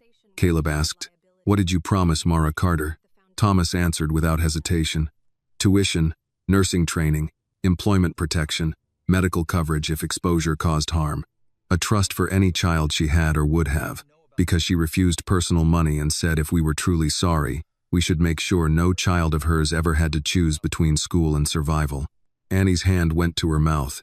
Her mother had not asked for a house, not jewelry, not a payoff. She had asked for a door for a child she had not yet met. The tape hissed. Caleb asked, "Did that trust exist?" "Yes." "Where is it?" "Controlled through the Hawthorne Foundation under a restricted education account." Eleanor froze it, then reclassified it after Mara stopped pressing. Why did Mara stop pressing? Thomas's voice broke for the first time.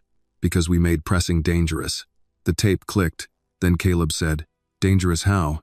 Thomas answered, "We threatened her work record. We threatened legal action. We allowed rumors to spread. And when she became pregnant, she was told prolonged conflict could invite scrutiny into her fitness, her finances, her associations. No one said the child would be taken. We were too civilized for that. But we made sure she heard the possibility." Annie could not sit still anymore. She opened the car door and stepped into the cold. Richard stopped the tape. "No," she said. "Let it finish." "Annie, let it finish." He did. Thomas's voice came through the open door. "If this recording reaches Annie Carter, then I ask her forgiveness, though I have no right to expect it. I ask my son Richard to do what I did not. Find the account. Restore it. Say Mara's name publicly. Do not call it generosity. It is restitution. It is debt. And if Eleanor stands in the way, remember that family loyalty, without moral courage, is only another word for cowardice." The tape ended. For a while, neither of them moved. Annie stood with the wind pressing her coat against her legs. She thought of Mara holding newborn Annie, already knowing powerful people had whispered about fitness and finances and scrutiny. She thought of every time her mother kept the apartment too clean before a landlord visit, every time she made Annie change into a better shirt for school meetings, every time she said, "Don't give them a reason, baby." Annie had thought it meant pride. Now she heard fear underneath it. Richard got out of the car. "Annie." "She knew," Annie said. "Yes, she knew they might use me against her before I was even born." Richard looked down. "She asked for my future," Annie said, voice low. "And then she gave up hers trying to keep me safe from the people who owed it." Richard had no answer. Good. Some things did not deserve one. Annie turned to him. "Where's the account?" "I don't know yet." "Find out." "I will." "No, today. Eleanor controls foundation records." "Then stop asking permission." His face tightened. "That may mean going to the board." "Go." "It may mean making this public before we have everything lined up." "She already made it public when she put my mother in the dirt with a lie." Richard looked back at the car, at the recorder, at the tape lying in the player like a small, ugly heart. "You understand what happens if I accuse my sister openly?" "Yes," Annie said. "People might stop thinking your family is decent. My family already lost that privilege." The sentence landed. He nodded once. They copied the tape 3 times. One file went onto Richard's encrypted drive. One went onto a small flash drive he handed to Annie. One he uploaded to a secure account while standing in the cold, because Annie insisted on watching.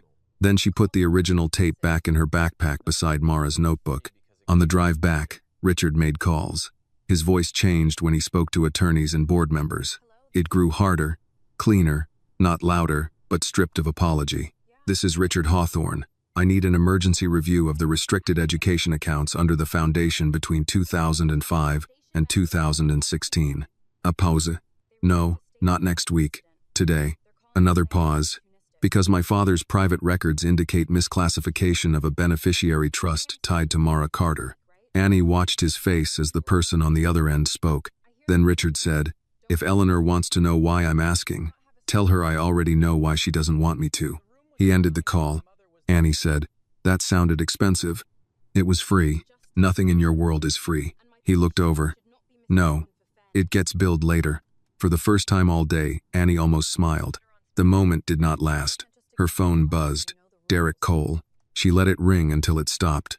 Then it buzzed again. She answered. "What?" Derek's voice was tight. Annie, I've got local news calling the diner asking if you work here. Why? You tell me. Richard glanced at her. Derek went on. There's a statement online from the Hawthorne Foundation. Says they are aware of false and opportunistic claims being circulated regarding a decades-old industrial incident. They don't name you, but everybody knows. Annie's grip tightened around the phone. Am I still on the schedule? She asked. That's complicated.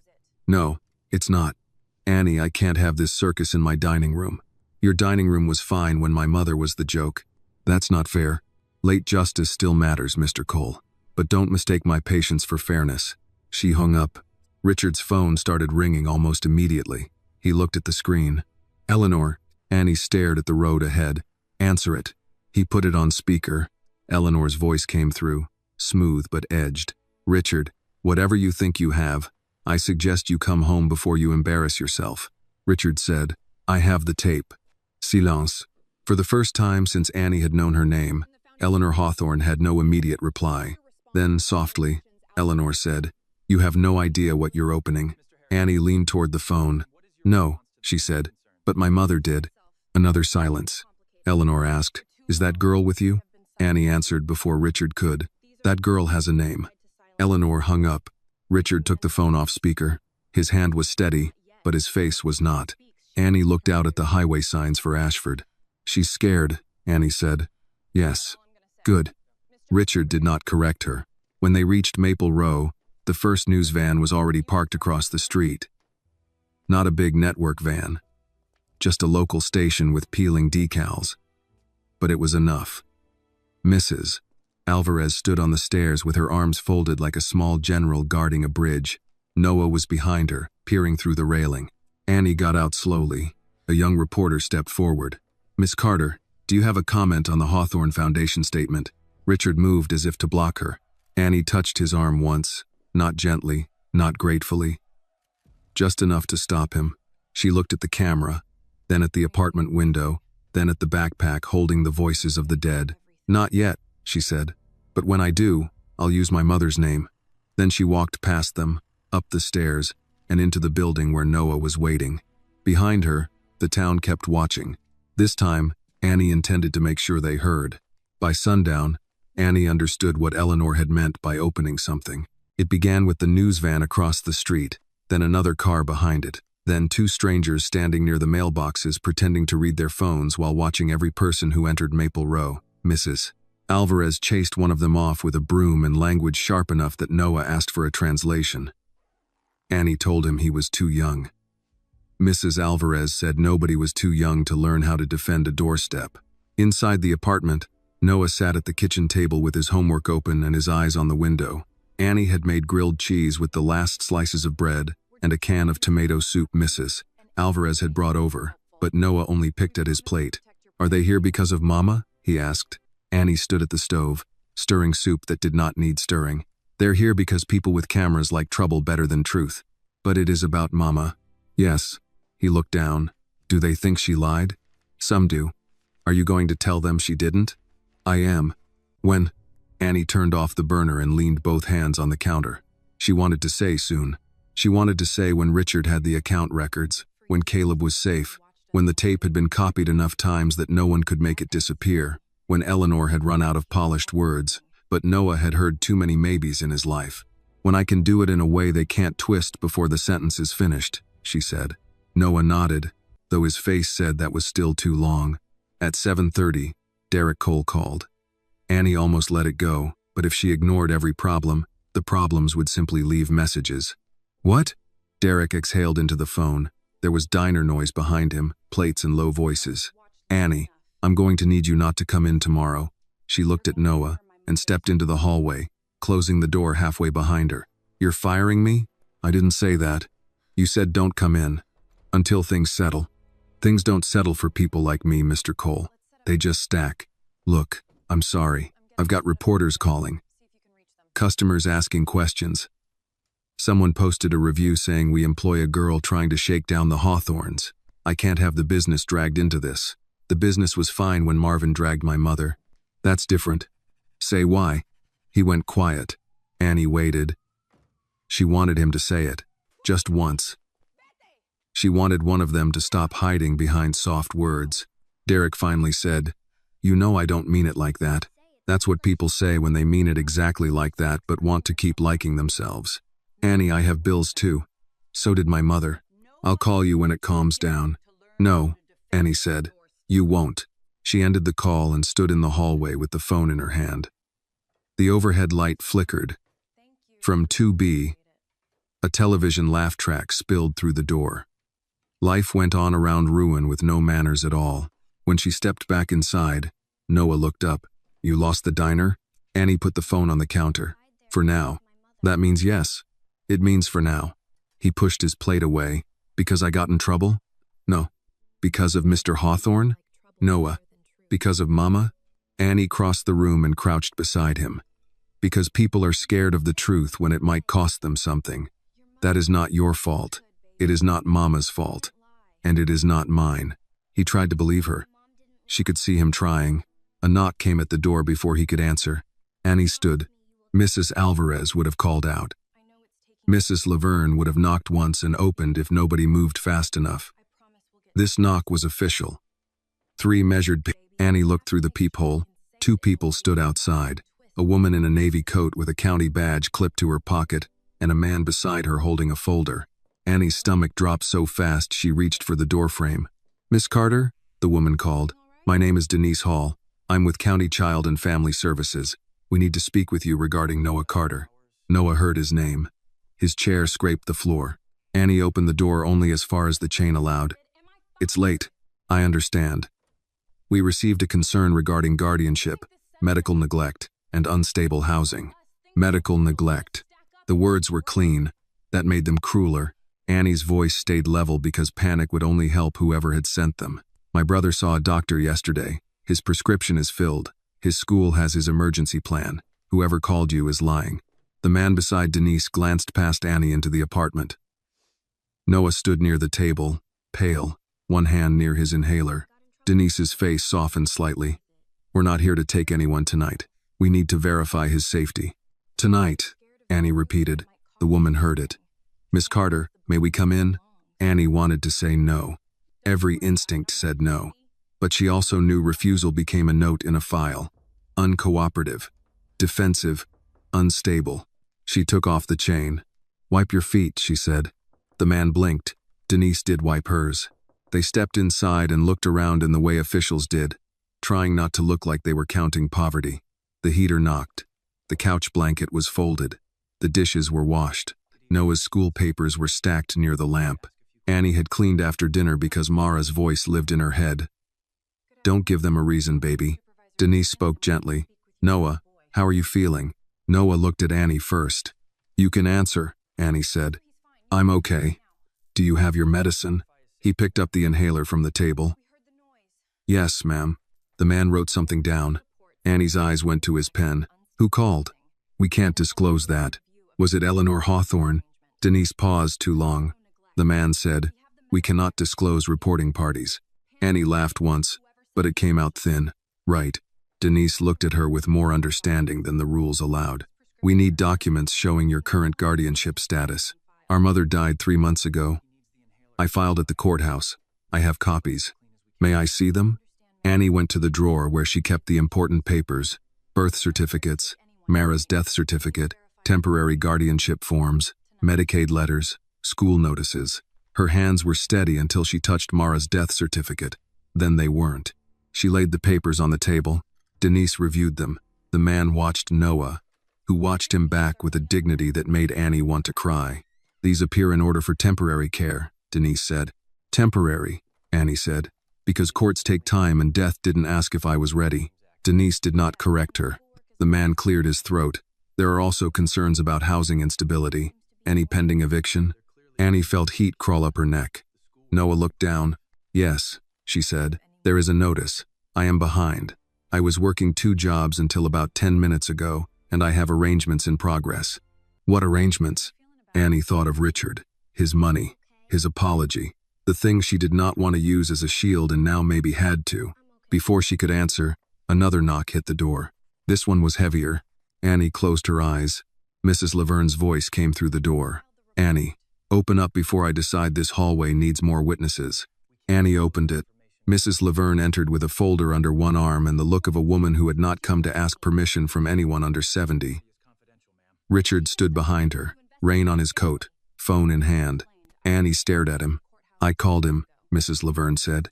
Don't glare at me. You can fuss when the child is safe. Richard did not step in until Annie moved aside. He looked at Denise, then at the man. I'm Richard Hawthorne. My attorney is on the phone and prepared to confirm that emergency housing support and medical assistance for Noah Carter are being arranged without condition. Annie's head snapped toward him. Without condition? Richard met her eyes. Without condition. Denise looked from him to Annie. Miss Carter, do you consent to him being involved? Annie hated the question, hated that saying yes tasted like need, hated more that Noah was standing there with fear in his face. Yes, she said, for tonight. Richard nodded as if that mattered to him. Maybe it did. Mrs. Laverne placed her own folder on the table. And I am Laverne Ellis. I've known these children all their lives. I was Mara Carter's friend for 30 years. If anybody writes the word neglect about this girl, they better write exhausted, grieving, underpaid, and doing the work of 3 adults right beside it. The man stopped writing. Mrs. Laverne leaned toward him. Did I speak too fast? No, ma'am. Good. Denise reviewed Richard's confirmation email, the guardianship papers, Noah's prescription bag, the discharge instructions from Street Agnes. The visit lasted 28 minutes. Annie felt every one of them as if they were fingers pressing bruises. At the door, Denise lowered her voice. Miss Carter, I have to document the visit. But based on what I saw tonight, Noah is safe in your care. Keep your court dates. Keep his medical appointments. And keep copies of everything. Annie nodded. Denise hesitated. People use systems for personal reasons sometimes. It doesn't mean the system can ignore the call. I know, Annie said. That's what makes it useful to them. Denise had no answer. She left with the man. The second the door closed, Noah started crying. Not loud, not like a child throwing himself into grief. He just stood there with tears sliding down his face, trying to keep his mouth still. Annie crossed the room and pulled him against her. They're not taking you, she said into his hair. You hear me? They're not taking you. I know. I tried not to be scared. You don't have to try that with me. His small hands gripped the back of her shirt. Mrs. Laverne turned away and wiped her eyes with the heel of her hand. Richard stood near the door, looking like a man watching a fire he had not set but whose family owned the matches.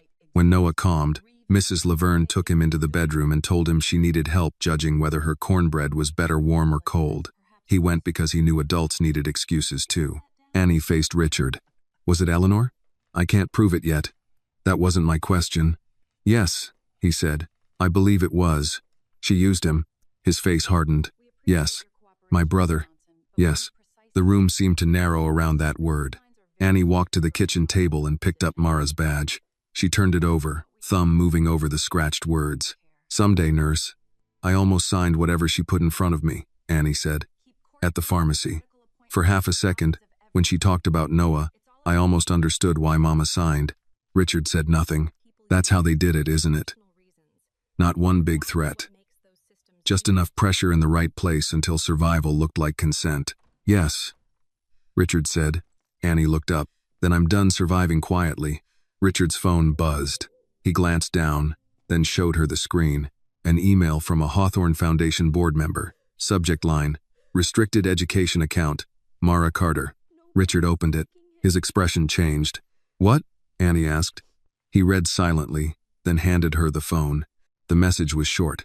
Records confirmed that a restricted education account had been established under Thomas Hawthorne's directive in 2007 for the benefit of Mara Carter or her future child. In 2011, the account had been reclassified into a discretionary foundation reserve by authorization of Eleanor Hawthorne. Annie read it twice. Future child. She was the future child. The room went quiet, except for Noah's faint voice from the bedroom telling Mrs. Laverne warm cornbread was better because cold cornbread was just sad bread. Annie held the phone out to Richard. You have what you need now. Richard looked at the email, then at the bedroom door, then back at Annie. Yes. Then why do you look like that? Because if we release this, Eleanor will escalate. Annie laughed, and this time there was no fear in it. She sent child services to my door. What is escalation, Mr. Hawthorne? Taking the oxygen from the room? Richard's face darkened. Annie stepped closer. Your father said family loyalty without moral courage is cowardice. Which one are you choosing? He did not answer quickly. She respected that more than a fast promise. Then he said, moral courage. Good. Prove it. By 10 o'clock, Richard had called 2 attorneys, 1 board member, and a retired judge who had once advised the foundation, Mrs. Laverne stayed at the table with Annie, listening while Noah slept at last. The plan formed in pieces. A public statement was no longer enough. Eleanor controlled statements. She controlled donors, board language, quiet corrections. They needed a setting where documents could be entered, questions asked, cameras present, and Eleanor unable to turn the whole thing into gossip before proof arrived. Richard proposed an emergency board hearing with press access. Annie said that sounded like rich people talking to rich people. Mrs. Laverne said, then bring the courthouse into it. By midnight, they had settled on a county press hearing tied to a petition for review of the Hawthorne Foundation account. Richard's attorneys would file by morning. Caleb would be asked to testify. The tape would be authenticated. The account records would be submitted. Annie would speak if she chose. If I choose? Annie asked. Richard looked at her. It should be your choice. She thought of Noah crying silently. Mara signing a statement because they had made hunger and custody and criminal lies crowd around her unborn child. Eleanor in the Lincoln, saying privacy like it was dignity. I choose, Annie said. Mrs. Laverne nodded once, proud but sad. Then get some sleep. Annie looked at the papers spread across the table. I don't think I can. You don't have to sleep good. Just lie down and let your body know you haven't abandoned it. After Richard left, Annie checked the lock twice, then a third time. She stood in Noah's doorway until she heard the rhythm of his breathing settle. The apartment was still poor. The rent was still late. Her job was gone. The town was still talking. But on the kitchen table lay proof that Mara Carter had not imagined the door. It had existed. It had Annie's name on it before Annie knew how to walk. And Eleanor Hawthorne had locked it from the other side. By morning, Annie's body felt like it had slept with one eye open. She woke on the couch before the alarm, still in yesterday's shirt, one hand curled around Mara's badge. The apartment was quiet except for the refrigerator humming and Noah breathing through the cracked bedroom door. For a few seconds, she let herself lie still and pretend the day had not found her yet. Then her phone buzzed on the floor. Richard, filing is done. Hearing requested for tomorrow afternoon. Press access likely. I need to speak with you before Eleanor does. Annie read it twice. Tomorrow afternoon. That was how fast the world moved when rich people pushed paper. Her mother had waited years for one door to open. Richard made 3 calls and got a hearing in a day.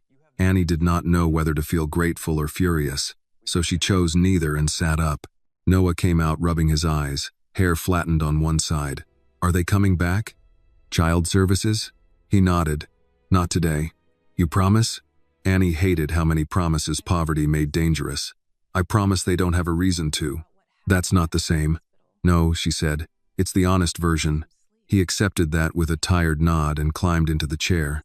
Annie made toast from the heels of the bread and scrambled the eggs Mrs. Alvarez had brought. Noah watched her crack them into the pan. We're eating rich today, he said. Don't get used to it. I won't. My stomach might. She smiled, but it faded when she saw the bruise on his cheek. She reached out and touched the edge of it gently. Still hurt. Only when I remember why it's there. Annie set the spatula down. I'm sorry. You didn't call Mama a liar. No, but I put you close to the fight. He looked at her with the plain seriousness of a child who had run out of childish answers. I was already in it. I just didn't know the name. Before Annie could answer, Mrs. Laverne knocked once and came in carrying a garment bag over one arm and a covered dish in the other. I brought breakfast. We made eggs, Noah said. Then I brought better breakfast. Mrs. Laverne set the dish on the counter and gave Noah a look. You eat both. You look like a strong breeze could put you in another county. Noah lifted the lid. Biscuits?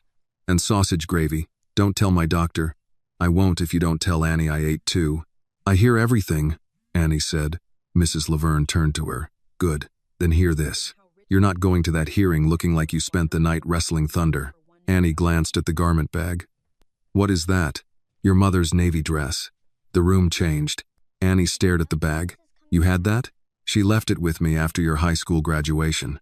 Said she wanted it cleaned for when you needed to stand somewhere important. My graduation was important. She knew there'd be another kind. Annie did not move. Noah looked between the two women, sensing he should be quiet. Mrs. Laverne laid the garment bag across the couch and unzipped it. The dress was simple, dark navy, knee-length, with a small collar and careful seams. Not fancy, not new, but it had Mara in it somehow. Practical, dignified, ready to walk into a room that might not welcome her.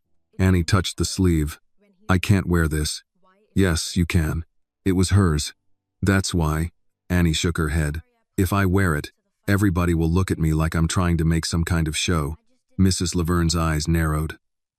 Child, they are already making a show of your life. You might as well choose the wardrobe. Noah grinned around a biscuit.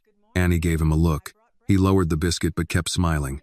A knock came again, and this time Richard stood outside with a cardboard coffee tray in one hand and a folder in the other. He looked at Mrs. Laverne first, as if he understood she controlled the room by seniority. Good morning, Mrs. Ellis. That depends on what you brought. Coffee. It improved. He stepped inside only after Annie nodded. He placed the tray on the counter and gave Noah a small paper bag. Blueberry muffin, Richard said. No nuts. I checked. Noah eyed him. Is this charity? Richard looked at Annie, then back at Noah. It's breakfast. If you don't want it, I'll eat it. Noah took the bag. You probably never had gas station muffins. I've had worse. No, you haven't. Richard almost smiled. Probably not. The small exchange settled something in the room, not enough to make trust, but enough to make breathing easier. Annie pointed to the folder. What now? Richard opened it on the table. The petition is filed. The hearing is tomorrow at 2 at the county courthouse annex. Officially, it's a review of misclassified restricted funds within the Hawthorne Foundation. Unofficially, every reporter within 50 miles will understand there's more. Eleanor? She released another statement this morning. Of course she did. He slid his phone across. Annie read the headline from a local site. Hawthorne Foundation denies allegations, warns against exploitation of family tragedy. She did not read the rest. Family tragedy. Whose family? Richard's mouth tightened. That's part of why we need tomorrow. Mrs. Laverne poured herself coffee. What happens before tomorrow? We move Annie and Noah somewhere safe. Annie looked up. No. Richard did not seem surprised. Hear me first. I heard enough. Mrs. Laverne said. Hear him anyway. Then argue better. Annie folded her arms. Richard spoke carefully. After last night's call to child services, Eleanor showed she's willing to pressure your home life. Reporters are outside. Your landlord has already received inquiries. My attorney believes another complaint could come before the hearing. My landlord? Richard hesitated. He sent a notice this morning. Immediate payment demand. 48 hours. Annie's face went hot. How do you know that before I do? Because he copied the foundation's legal office. I think someone encouraged him. Noah stopped chewing. Annie turned away from him. She could handle being humiliated in front of Richard. Not Noah. Richard continued, softer. I have arranged a temporary apartment near Mrs. Laverne's church. 2 bedrooms. Nothing extravagant. It's leased through a housing nonprofit. Not my personal account. You don't have to stay past the hearing. You don't have to sign anything beyond occupancy paperwork. No conditions. No conditions, Annie repeated. No silence agreement. No release. No settlement. No control. She looked at Mrs. Laverne. The old woman set down her cup. A roof is not a bribe when someone else helps steal the one you had. Annie's eyes stung. Everybody keeps making that sound simple. It is not simple. It is necessary. I can't just leave. You can come back for your things, Richard said. Security can. No security. Annie's voice snapped. I'm not living like some scandal being escorted. All right. No cameras. I'll handle the press. Noah stays in school. We can arrange transportation. I said he stays in school, not becomes a Hawthorne project. Richard took that in. Understood. Noah slid off his chair. Do I get my airplane pictures? Annie turned. Baby, I'm asking because if we go somewhere I need them. The blue one with Mama too. The practical sadness in his voice settled the argument better than any adult could have. Annie looked around the apartment. The cracked window frame, the heater that knocked, the table with one short leg folded with cardboard underneath, the couch where she had slept since Mara died, the walls that had held them and failed them by turns. This was home. It was also a place Eleanor had found too easily.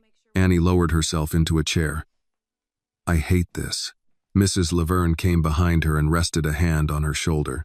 "You can hate a thing and still use it to keep a child safe."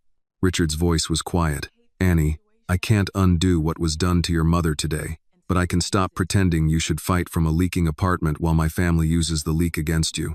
She looked at him then, really looked. For once, he did not seem like a man offering rescue. He seemed like a man finally understanding the shape of the harm. "If I go," Annie said, "it does not mean I trust you. I know. It does not mean I owe you. I know. It does not mean this is kindness." Richard held her gaze. "It's owed," Noah whispered. "Like the letter said." Annie closed her eyes for 1 second. When she opened them, she nodded. They packed in less than an hour because poor families often lived half-packed without meaning to. Important papers in one folder. Medicine in a plastic bag. 2 changes of clothes each. Noah's drawings. Mara's photo. The Street Agnes badge. The notebook. The tape. Mrs. Alvarez came over and cried without admitting she was crying. Then pressed a grocery sack into Annie's hands. "Food for the road," she said. "It's 12 minutes away. Then eat slow." Downstairs, reporters waited near the sidewalk. Richard went first, not to speak for Annie but to draw the cameras toward himself. "Mrs." Laverne walked beside Noah, one hand on his shoulder, daring anyone to step too close. A reporter called out, "Miss Carter, are you being relocated by the Hawthorne family?" Annie stopped. Richard turned, but she raised a hand. She looked at the camera. "My brother and I are being moved because someone made our home part of a fight my mother should have won years ago. Don't call that charity." Another reporter shouted, "What should we call it?" Annie held Mara's garment bag tighter. "Evidence," she said. Then she walked to the car. The temporary apartment was clean, small, and warm. Noah stood in the doorway of the second bedroom, as if afraid touching anything would cost money. There was a bed with a blue blanket, a desk, and a window that locked properly. "Can I put Mama's plane picture here?" he asked. "Anywhere you want."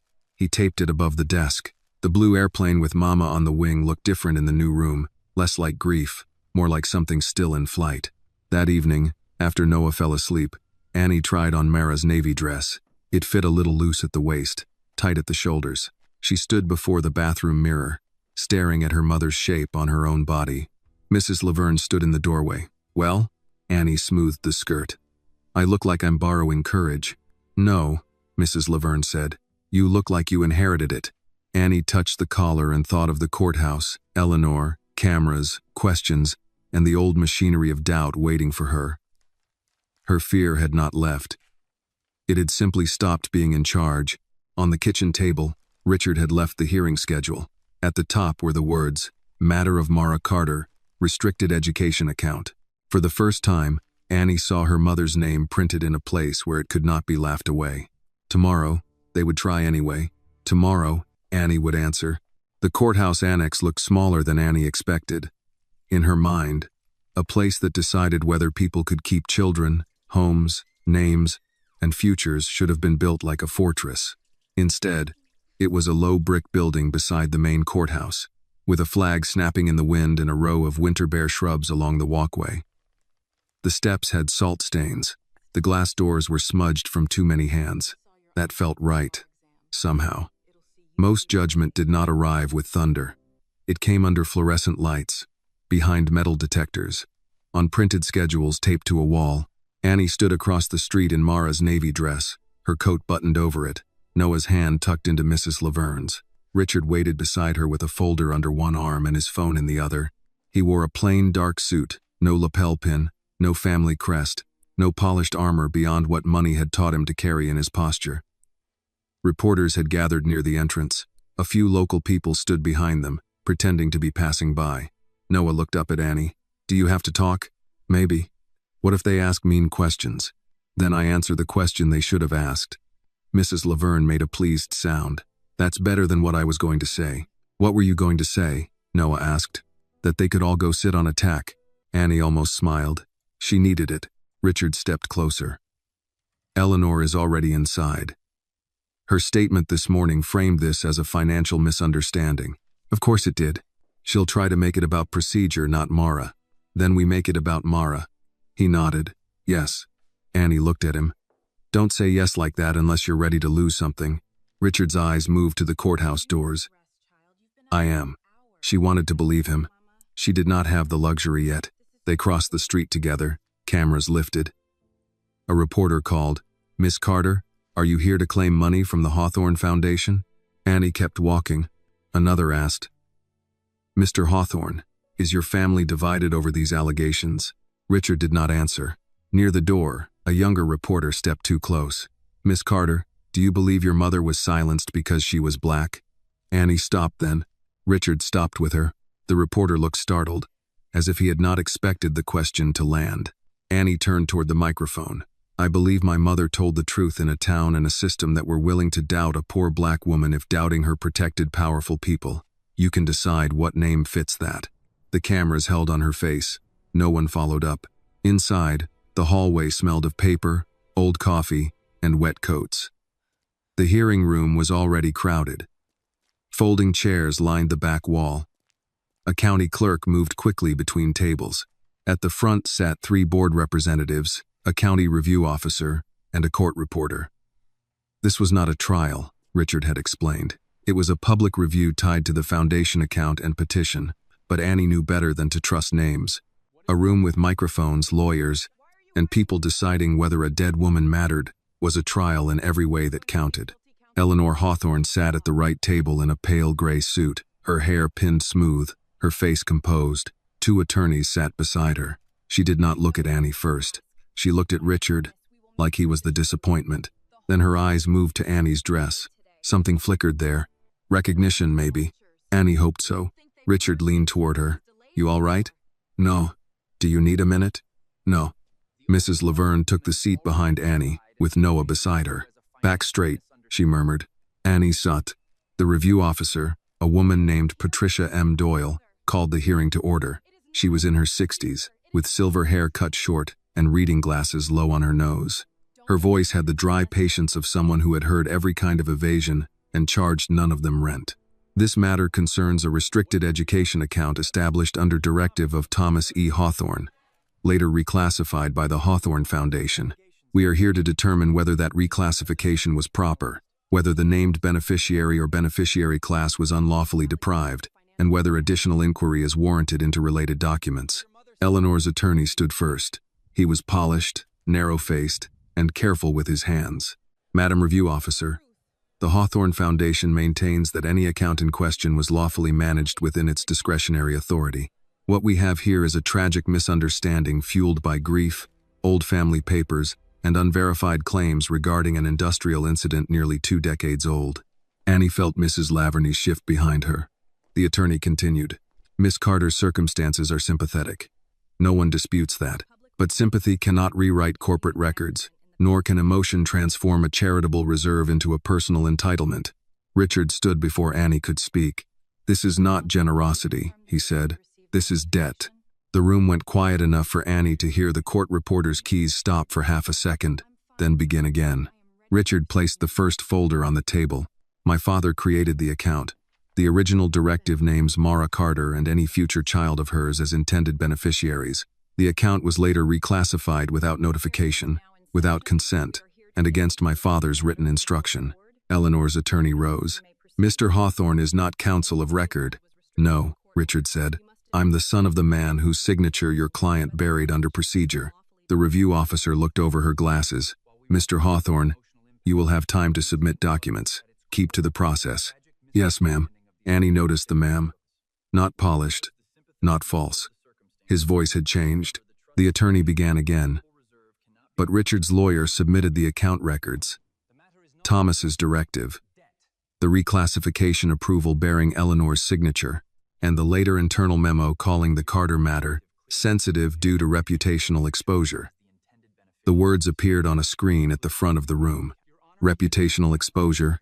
Annie stared at them until they blurred. That was what Mara had been to them. Not a woman, not a mother, not the person standing in poison and rain. Exposure. Eleanor finally spoke. Her voice was calm, but Annie could hear the strain under it. The Foundation managed many accounts during that period. Reclassification was not uncommon. Thomas was ill, sentimental, and at times inconsistent in his private intentions. Richard turned toward her. He was not inconsistent when he recorded himself. Eleanor's face changed before she could stop it. The review officer looked up. "There is a recording?" Richard's lawyer stood. "Yes. A copy has been submitted for authentication. With the officer's permission, we request a relevant excerpt be played." Eleanor's attorney objected. The officer allowed the excerpt for preliminary review, not final evidentiary finding. Annie did not care what they called it. The tape was played. Thomas Hawthorne's voice filled the room. "Mara Carter saved my son. If my family lets her child grow up without a future, then every dollar we make after this is stolen." Noah's hand found the back of Annie's chair. The tape continued just long enough for the room to hear Thomas name the trust, the promise, and Eleanor's role in freezing it. When it stopped, there was no dramatic gasp. Real shame did not always make noise. Sometimes it made people look at their shoes. Eleanor's attorney rose. An elderly man's private guilt is not proof of legal obligation. Annie stood. Richard looked at her, but did not stop her. The review officer said, "Miss Carter, you are not required to speak at this time." "I know." Her voice sounded steadier than she felt. She walked to the microphone. It was too high. She lowered it herself. The small metal click echoed. "My mother's name was Mara Carter," she said. "Not a matter, not an exposure, not a misunderstanding. Mara Carter." Eleanor looked straight ahead. Annie went on. "She worked at Street Agnes. She wanted to be a nurse. She carried a badge in her pocket and scratched. Someday, nurses on the back of it, because she still believed in a future before people in this room's world taught her what a promise was worth when nobody was watching. She pulled the badge from her pocket and held it up, not for drama, for proof of a person. She signed a statement because she was threatened. She stayed quiet because people made silence look like the only way to keep her child safe. I know that now because last night someone called Child and Family Services on my 9-year-old brother after I refused to disappear quietly." A murmur moved through the room. The review officer looked sharply toward Eleanor's table. Eleanor did not move. Annie's voice tightened, but did not break. "So don't talk to me about emotion like it's a dirty thing. Emotion is not why my mother lost her job. Emotion did not reclassify that account. Emotion did not hide a letter. Emotion did not teach this town to call a brave woman unreliable. People did that. People with names." A reporter in the back raised a hand, forgetting where he was. The officer ignored him. Eleanor finally turned her head. "Miss Carter, no one here wished harm on your family." Annie looked at her. "That must be comforting," Annie said. "To think harm needs wishing before it counts." Eleanor's mouth closed. Richard's lawyer then called Caleb Monroe by video link. His face appeared on the screen, pale under bad rooming house light. Oxygen tube visible. He raised his right hand and swore to tell the truth. His voice shook at first, but steadied when Annie stepped where he could see her. Caleb confirmed the second manifest. The break complaint, Mara's warning, Eleanor's rush order, the threats against Mara's work record. He did not decorate it. He did not ask to be forgiven. He just told the truth like a man laying stones on a grave. When Eleanor's attorney pressed him, Caleb leaned closer to his camera. "I was a coward," he said. "That does not make her a liar." No one spoke for a moment after that. Then the review officer called a recess. The room broke into whispers. Reporters moved fast. Eleanor's attorneys bent toward her, talking low. Richard stood beside Annie but left space between them. Noah came up and hugged Annie around the waist. "You said Mama's name," he whispered. Annie put one hand on his head. "Yes." "Did they hear?" She looked across the room at Eleanor Hawthorne, who for the first time did not look certain of the floor beneath her. "Yes," Annie said. "I think they did." The recess lasted 15 minutes on paper and a lifetime in Annie's chest. People stood, stretched, whispered, checked phones, and pretended the room had not changed shape. Reporters gathered near the back wall, speaking into small microphones. A county clerk replaced a water pitcher at the front table. Eleanor Hawthorne remained seated, Her attorneys bent close on either side of her, their voices low and quick. She did not look at Annie now. That told Annie more than eye contact would have. Mrs. Laverne guided Noah back to his seat and gave him a peppermint from her purse. "For your nerves," she said. "I'm not nervous," Noah whispered. "Then save it for mine." Annie stood near the side wall with Mara's badge in her palm. The tiny scratched words on the back had warmed from her skin. "Someday, nurse." Richard came to her, but stopped a respectful distance away. "You did well. I didn't come here to do well." "I know." She looked toward Eleanor's table. "What happens now?" "The review officer can issue a preliminary finding. She may refer the account issue for civil action. She can also recommend a broader investigation into the foundation." That sounds like a lot of ways to say not enough. It may be more than Eleanor expected today. Annie slipped the badge back into her pocket. "My mother expected a future. Expectations don't impress me much." Richard accepted that without flinching. Before he could answer, Mrs. Laverne called Annie's name softly. The old woman had been searching through her large black purse, the one she carried to church, funerals, and any situation she believed might require tissues, hard candy, or written proof. Now she held a sealed envelope in both hands. Annie knew the handwriting before she understood what she was seeing. Her breath changed. Mrs. Laverne stood. "I was going to give this to you at home. After. But some truths get stronger when they stop hiding in kitchens." Annie did not move. Noah looked up. "Is that from Mama?" Mrs. Laverne nodded once. "Yes, baby." The room had not been called back to order yet, but people near them noticed. Silence spread in small rings. Annie took the envelope. Her name was written across the front. "Annie, when you are old enough to hate me for silence." The words struck her harder than Thomas Hawthorne's letter had. This was not a rich man's confession. This was her mother's hand, her mother's fear. Her mother knowing her daughter might one day stand in a room like this and need answers that love alone could not give. Annie looked at Mrs. Laverne. "You read it?" "No. She asked me not to unless you never came looking." The review officer returned to the front table. Her gavel tapped once. "We are back on record." Annie was still holding the envelope. Richard saw it. "You don't have to read that here." Annie looked at him, then at Eleanor, then at Noah. "My mother had enough things read about her by other people." She walked back to the microphone. Patricia Doyle looked at her over her glasses. "Miss Carter?" Annie held up the envelope. "This is from my mother. I just received it. I'm not entering it as legal evidence. Not yet. I'm reading it because everyone in this room has spent years living with versions of her written by somebody else." The officer considered that. "Proceed briefly." Annie opened the envelope. The paper inside was ordinary notebook paper, folded twice. Mara had written in blue ink. The first line nearly stopped her. "Annie, if you are reading this, then either I ran out of time or courage, and I am sorry for both." Annie swallowed. The microphone caught it. "I wanted to tell you the truth 100 times. I wanted to tell you when you were 6 and asked why I did not work at the hospital anymore. I wanted to tell you when you were 12 and said nurses looked like angels in sneakers. I wanted to tell you the day your acceptance letter came, because I knew you had opened a door I once stood in front of." She paused. Noah's face had gone still. "But I was afraid. That is the part I need you to know. Because people will dress my silence in all kinds of names. Pride, shame, guilt, weakness. Some of those may have lived in me, but fear paid the rent. Fear sat beside me when I signed that paper. Fear rode home with me after they said they could make me look unstable, criminal, unfit. Fear put one hand over my mouth and the other over my belly, and I told myself quiet was how I kept you safe." Annie's voice broke on the last word. She looked down until the letters steadied again. "I did not know quiet could grow teeth." A sound moved through the room, not quite a gasp. Mrs. Laverne closed her eyes. Annie kept reading. "Thomas Hawthorne promised me school. He promised me work. He promised me that if I ever had a child, that child would not have to fight the same locked doors. I believed him because that night on Blackwater Road, his little boy was coughing in my arms, and he looked at me like I was the only person in the world who knew how to keep him alive.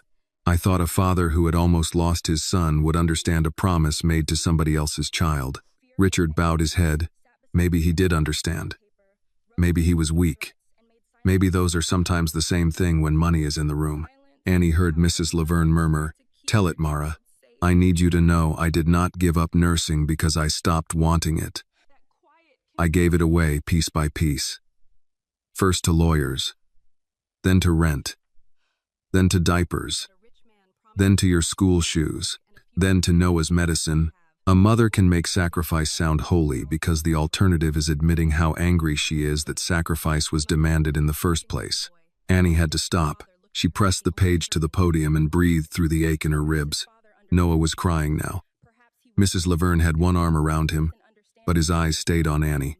She continued, "If one day the truth finds you after I am gone, do not let it make you hard. Let it make you free. Do not spend your life proving you deserved what they owed.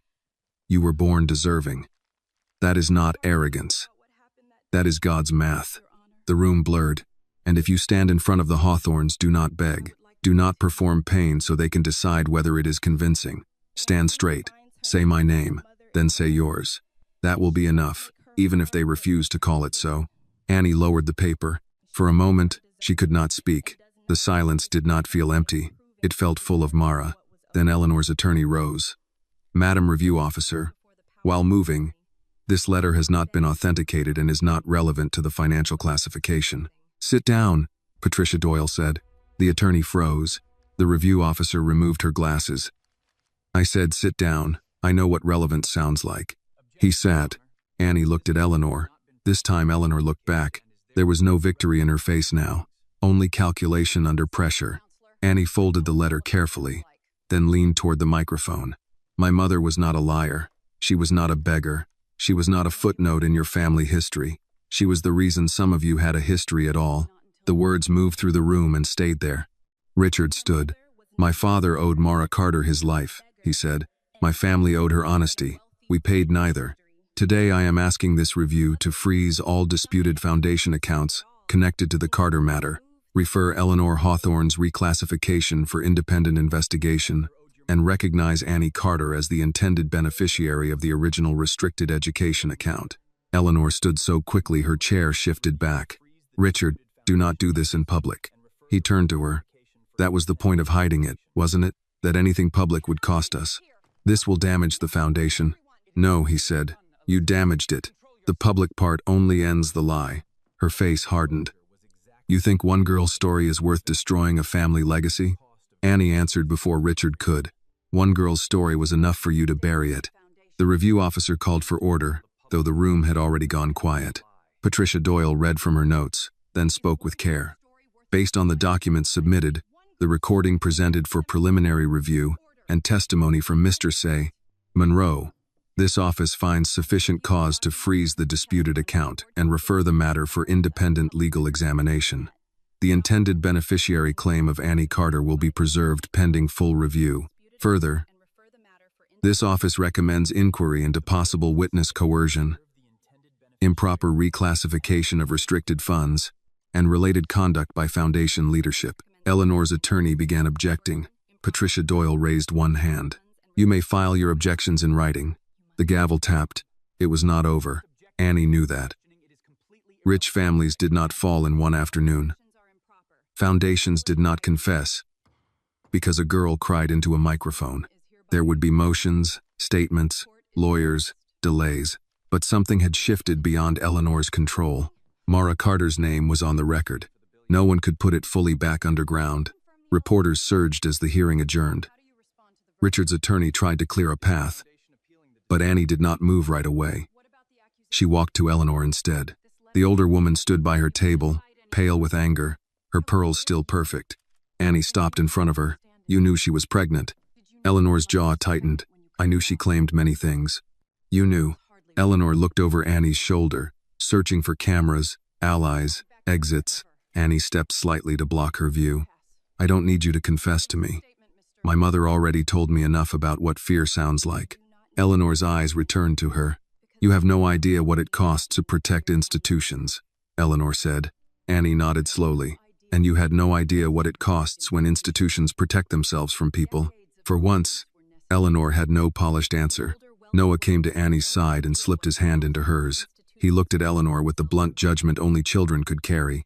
My mama wasn't a liar, he said. Eleanor looked at him, and something passed through her face too fast to name.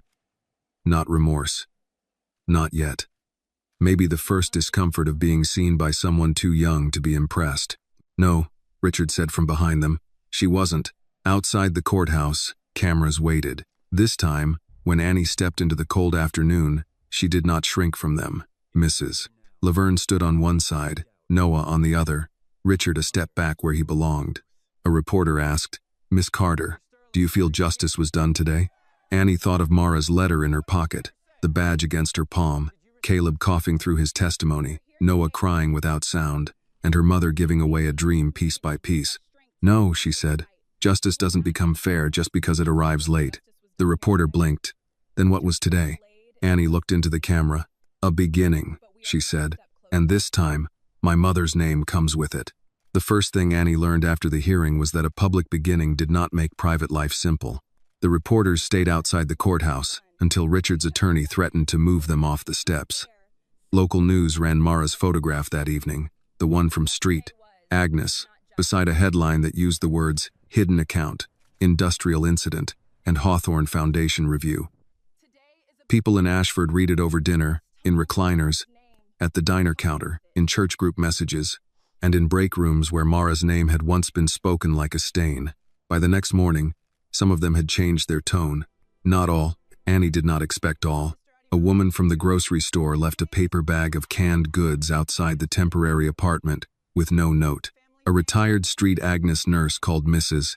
Laverne and admitted she remembered Mara, remembered the day Mara stopped coming in, remembered thinking something was wrong but saying nothing because she had 2 kids and needed her job. Derek Cole sent one text saying, "I'm sorry about everything." Annie read it, set the phone down, and did not answer. Marvin Pike did not text. He came in person 3 days later, standing outside the apartment building with his cap in his hands and his shoulders pulled high against the cold. Richard had arranged for a security officer to sit in an unmarked car near the curb, but Annie told him not to interfere unless Marvin got stupid. Marvin looked older without the diner counter in front of him. "I won't take much of your time," he said.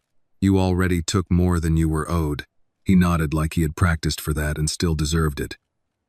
"My sister found something from my mama's things." He held out a photograph. Annie did not take it at first. Marvin swallowed and placed it on the porch railing. The picture was old, color faded, corners bent. In it, a younger Mara Carter stood near an ambulance, one arm around a woman wrapped in a blanket. The woman's face was turned sideways, but Annie recognized Marvin's narrow mouth in the shape of hers. "My mama," Marvin said. "She worked cleanup near Blackwater. I didn't know she was there that night. She never talked about it. My sister says she used to say a woman from Street. Agnes got her uphill before the fumes got bad." Annie looked at the photo. Mara again. Holding someone up. Always holding someone up. Marvin cleared his throat. "So I guess my mama lived because of yours." Annie's voice stayed even. "Looks that way. I didn't know."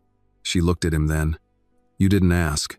His face tightened, but he did not defend himself. That was the closest thing to growth Annie expected from a man like Marvin Pike. "No," he said. "I didn't." He touched the brim of his cap.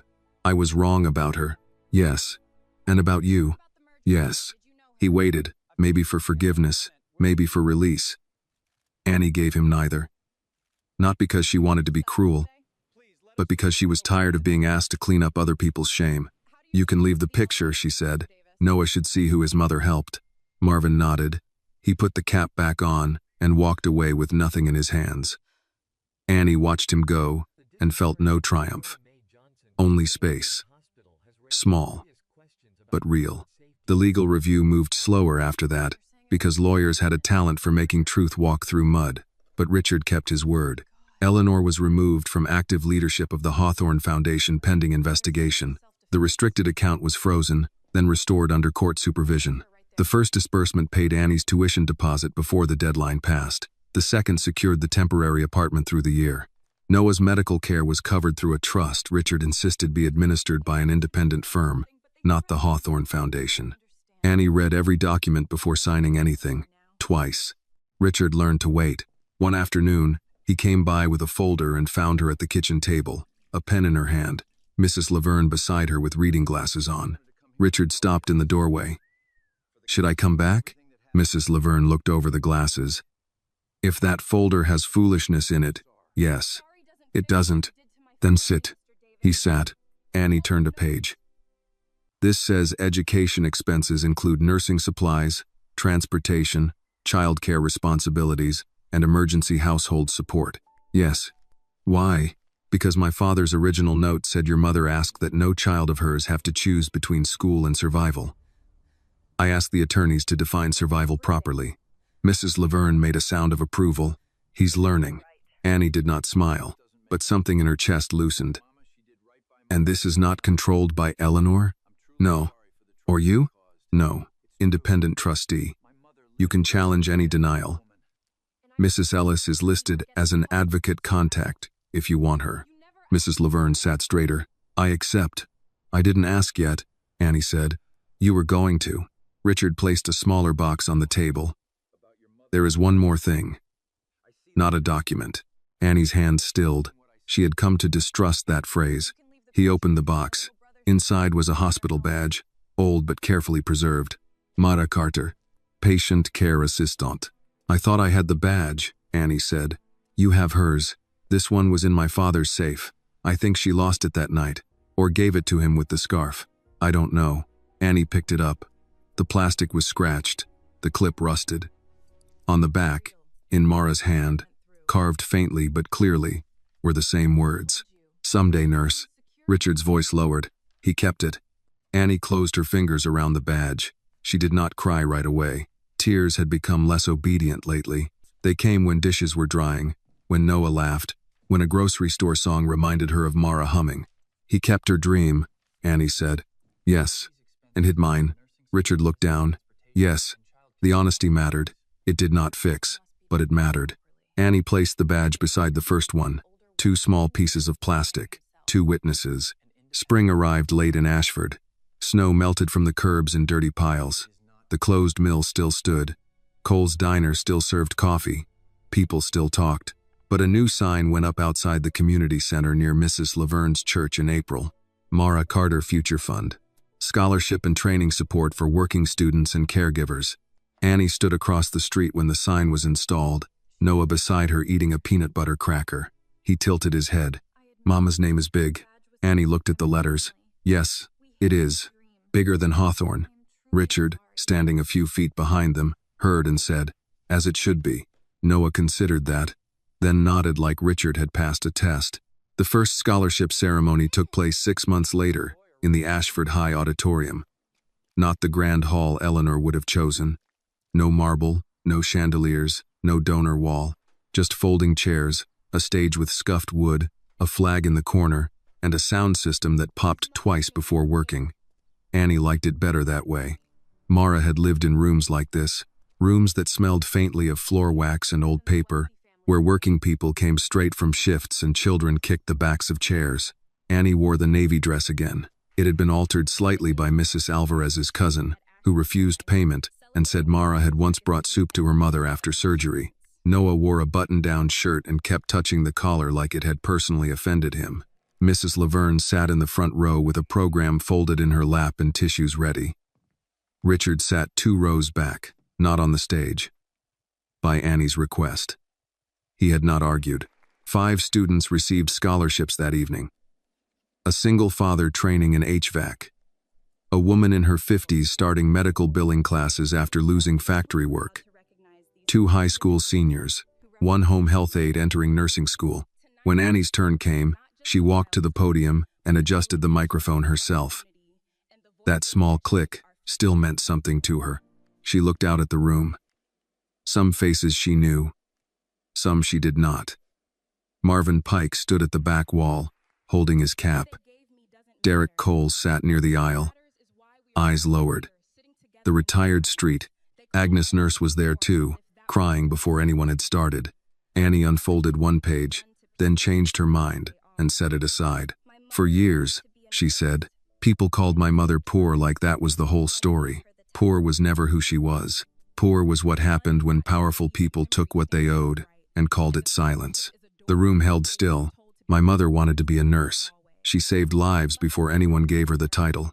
Then she spent the rest of her life making sure my brother and I stayed fed, warm, and as safe as she could make us. I used to think that meant she had given up her dream. Now I think she hid it where nobody could steal it completely. Her hand moved to the badge pinned inside her jacket, close to her heart. This fund is not charity. It is memory with its back straight. It is a door held open for people who have been told they should be grateful for standing in the hallway. And it carries my mother's name because Mara Carter was not a rumor, not a risk, not an exposure. She was a woman who stood in danger and chose people. Noah wiped his face with his sleeve. Mrs. Laverne handed him a tissue without looking away from Annie. Annie took a breath. And to every student receiving help tonight, you do not have to perform pain to deserve support. You do not have to be perfect to be worthy. You do not have to apologize for needing a future. Someone should have told my mother that. So I'm telling you. The applause began slowly, then rose. Annie did not look for Eleanor. Eleanor was not there. Her absence did not matter. For once, the room was not arranged around the person who had done harm. After the ceremony, people lined up to speak to Annie. Some thanked her. Some told stories about Mara. Some apologized badly. Annie accepted what she could and let the rest fall. Derek approached last. I should have stood up for you, he said. Yes, I should have stood up for Mara too. Yes, I don't know how to make that right. Annie looked at him for a long moment. Start with the next girl behind your counter. He nodded. I can do that. You better. Later, when the auditorium emptied, Richard found Annie near the stage. Noah was helping Mrs. Laverne gather programs, pretending not to listen. Richard said, You were right. About what? Too many things to list comfortably. This time Annie did smile a little. He looked toward the banner with Mara's name. My father used to say he owed a debt he could never pay. He was right. Richard nodded. I know. Annie appreciated that he did not try to turn the evening into his redemption. But, she said, he started something. You finished part of it. Part? Don't get comfortable, Mr. Hawthorne. There are a lot of locked doors. For the first time, his smile reached his eyes. Then I suppose we keep working. Annie did not answer, but she did not disagree. That night, back at the apartment, Noah fell asleep on the couch in his button-down shirt, one hand resting on the program with Mara's name across the front. Annie loosened his collar and covered him with a blanket. On the coffee table lay one of Noah's drawings from earlier that week. He had drawn Annie in blue scrubs, a stethoscope around her neck, and Mara standing behind her with one hand on Annie's shoulder. Above them was a plane with Mama on the wing. At the bottom, in Noah's careful handwriting, he had written, Mama's dream came home. Annie picked up the drawing and sat with it for a long time. Then she took Mara's 2 badges from her bag and placed them beside her nursing school packet on the table. Orientation was Monday. Her books had been ordered. Noah's medication was full. The rent was paid. None of it erased the years. None of it made late justice fair. But it was real. Annie looked at her mother's photograph, the one from Street Agnes, and for the first time since Mara died, she did not only see exhaustion in her face. She saw the woman on Blackwater Road, the woman in the letter, the woman who had been afraid and brave at the same time. Some people would say Annie Carter was lucky. Lucky that a billionaire found her. Lucky that a letter survived. Lucky that someone rich finally decided to do the right thing. But luck was the wrong word. Annie was not given a future. Her mother had paid for it years ago, with her name, her dream, and every exhausted breath she took, trying to keep her children alive. The world had not handed Annie mercy. It had returned a debt. And in the quiet of the warm apartment, with Noah breathing steady on the couch and Mara's name printed where no one could laugh it away, Annie finally let herself believe the door was open, not all the way, but enough to walk through. The lesson of Annie Carter's story is that justice should never be mistaken for charity. When powerful people hide the truth, the cost is often paid by those with the least protection: mothers, children, workers, and families already struggling to survive. Mara Carter's sacrifice reminds us that quiet courage still matters, even when no one applauds it, and Annie's fight shows that a stolen future can still be reclaimed. Real kindness is not giving people what makes us feel generous. It is returning what was owed, speaking the truth, and making sure the next child does not have to suffer in silence. This video is a work of fiction created with the assistance of artificial intelligence. All characters, events, and situations are not real and do not represent any actual people or true stories. The content is intended for storytelling and emotional illustration only.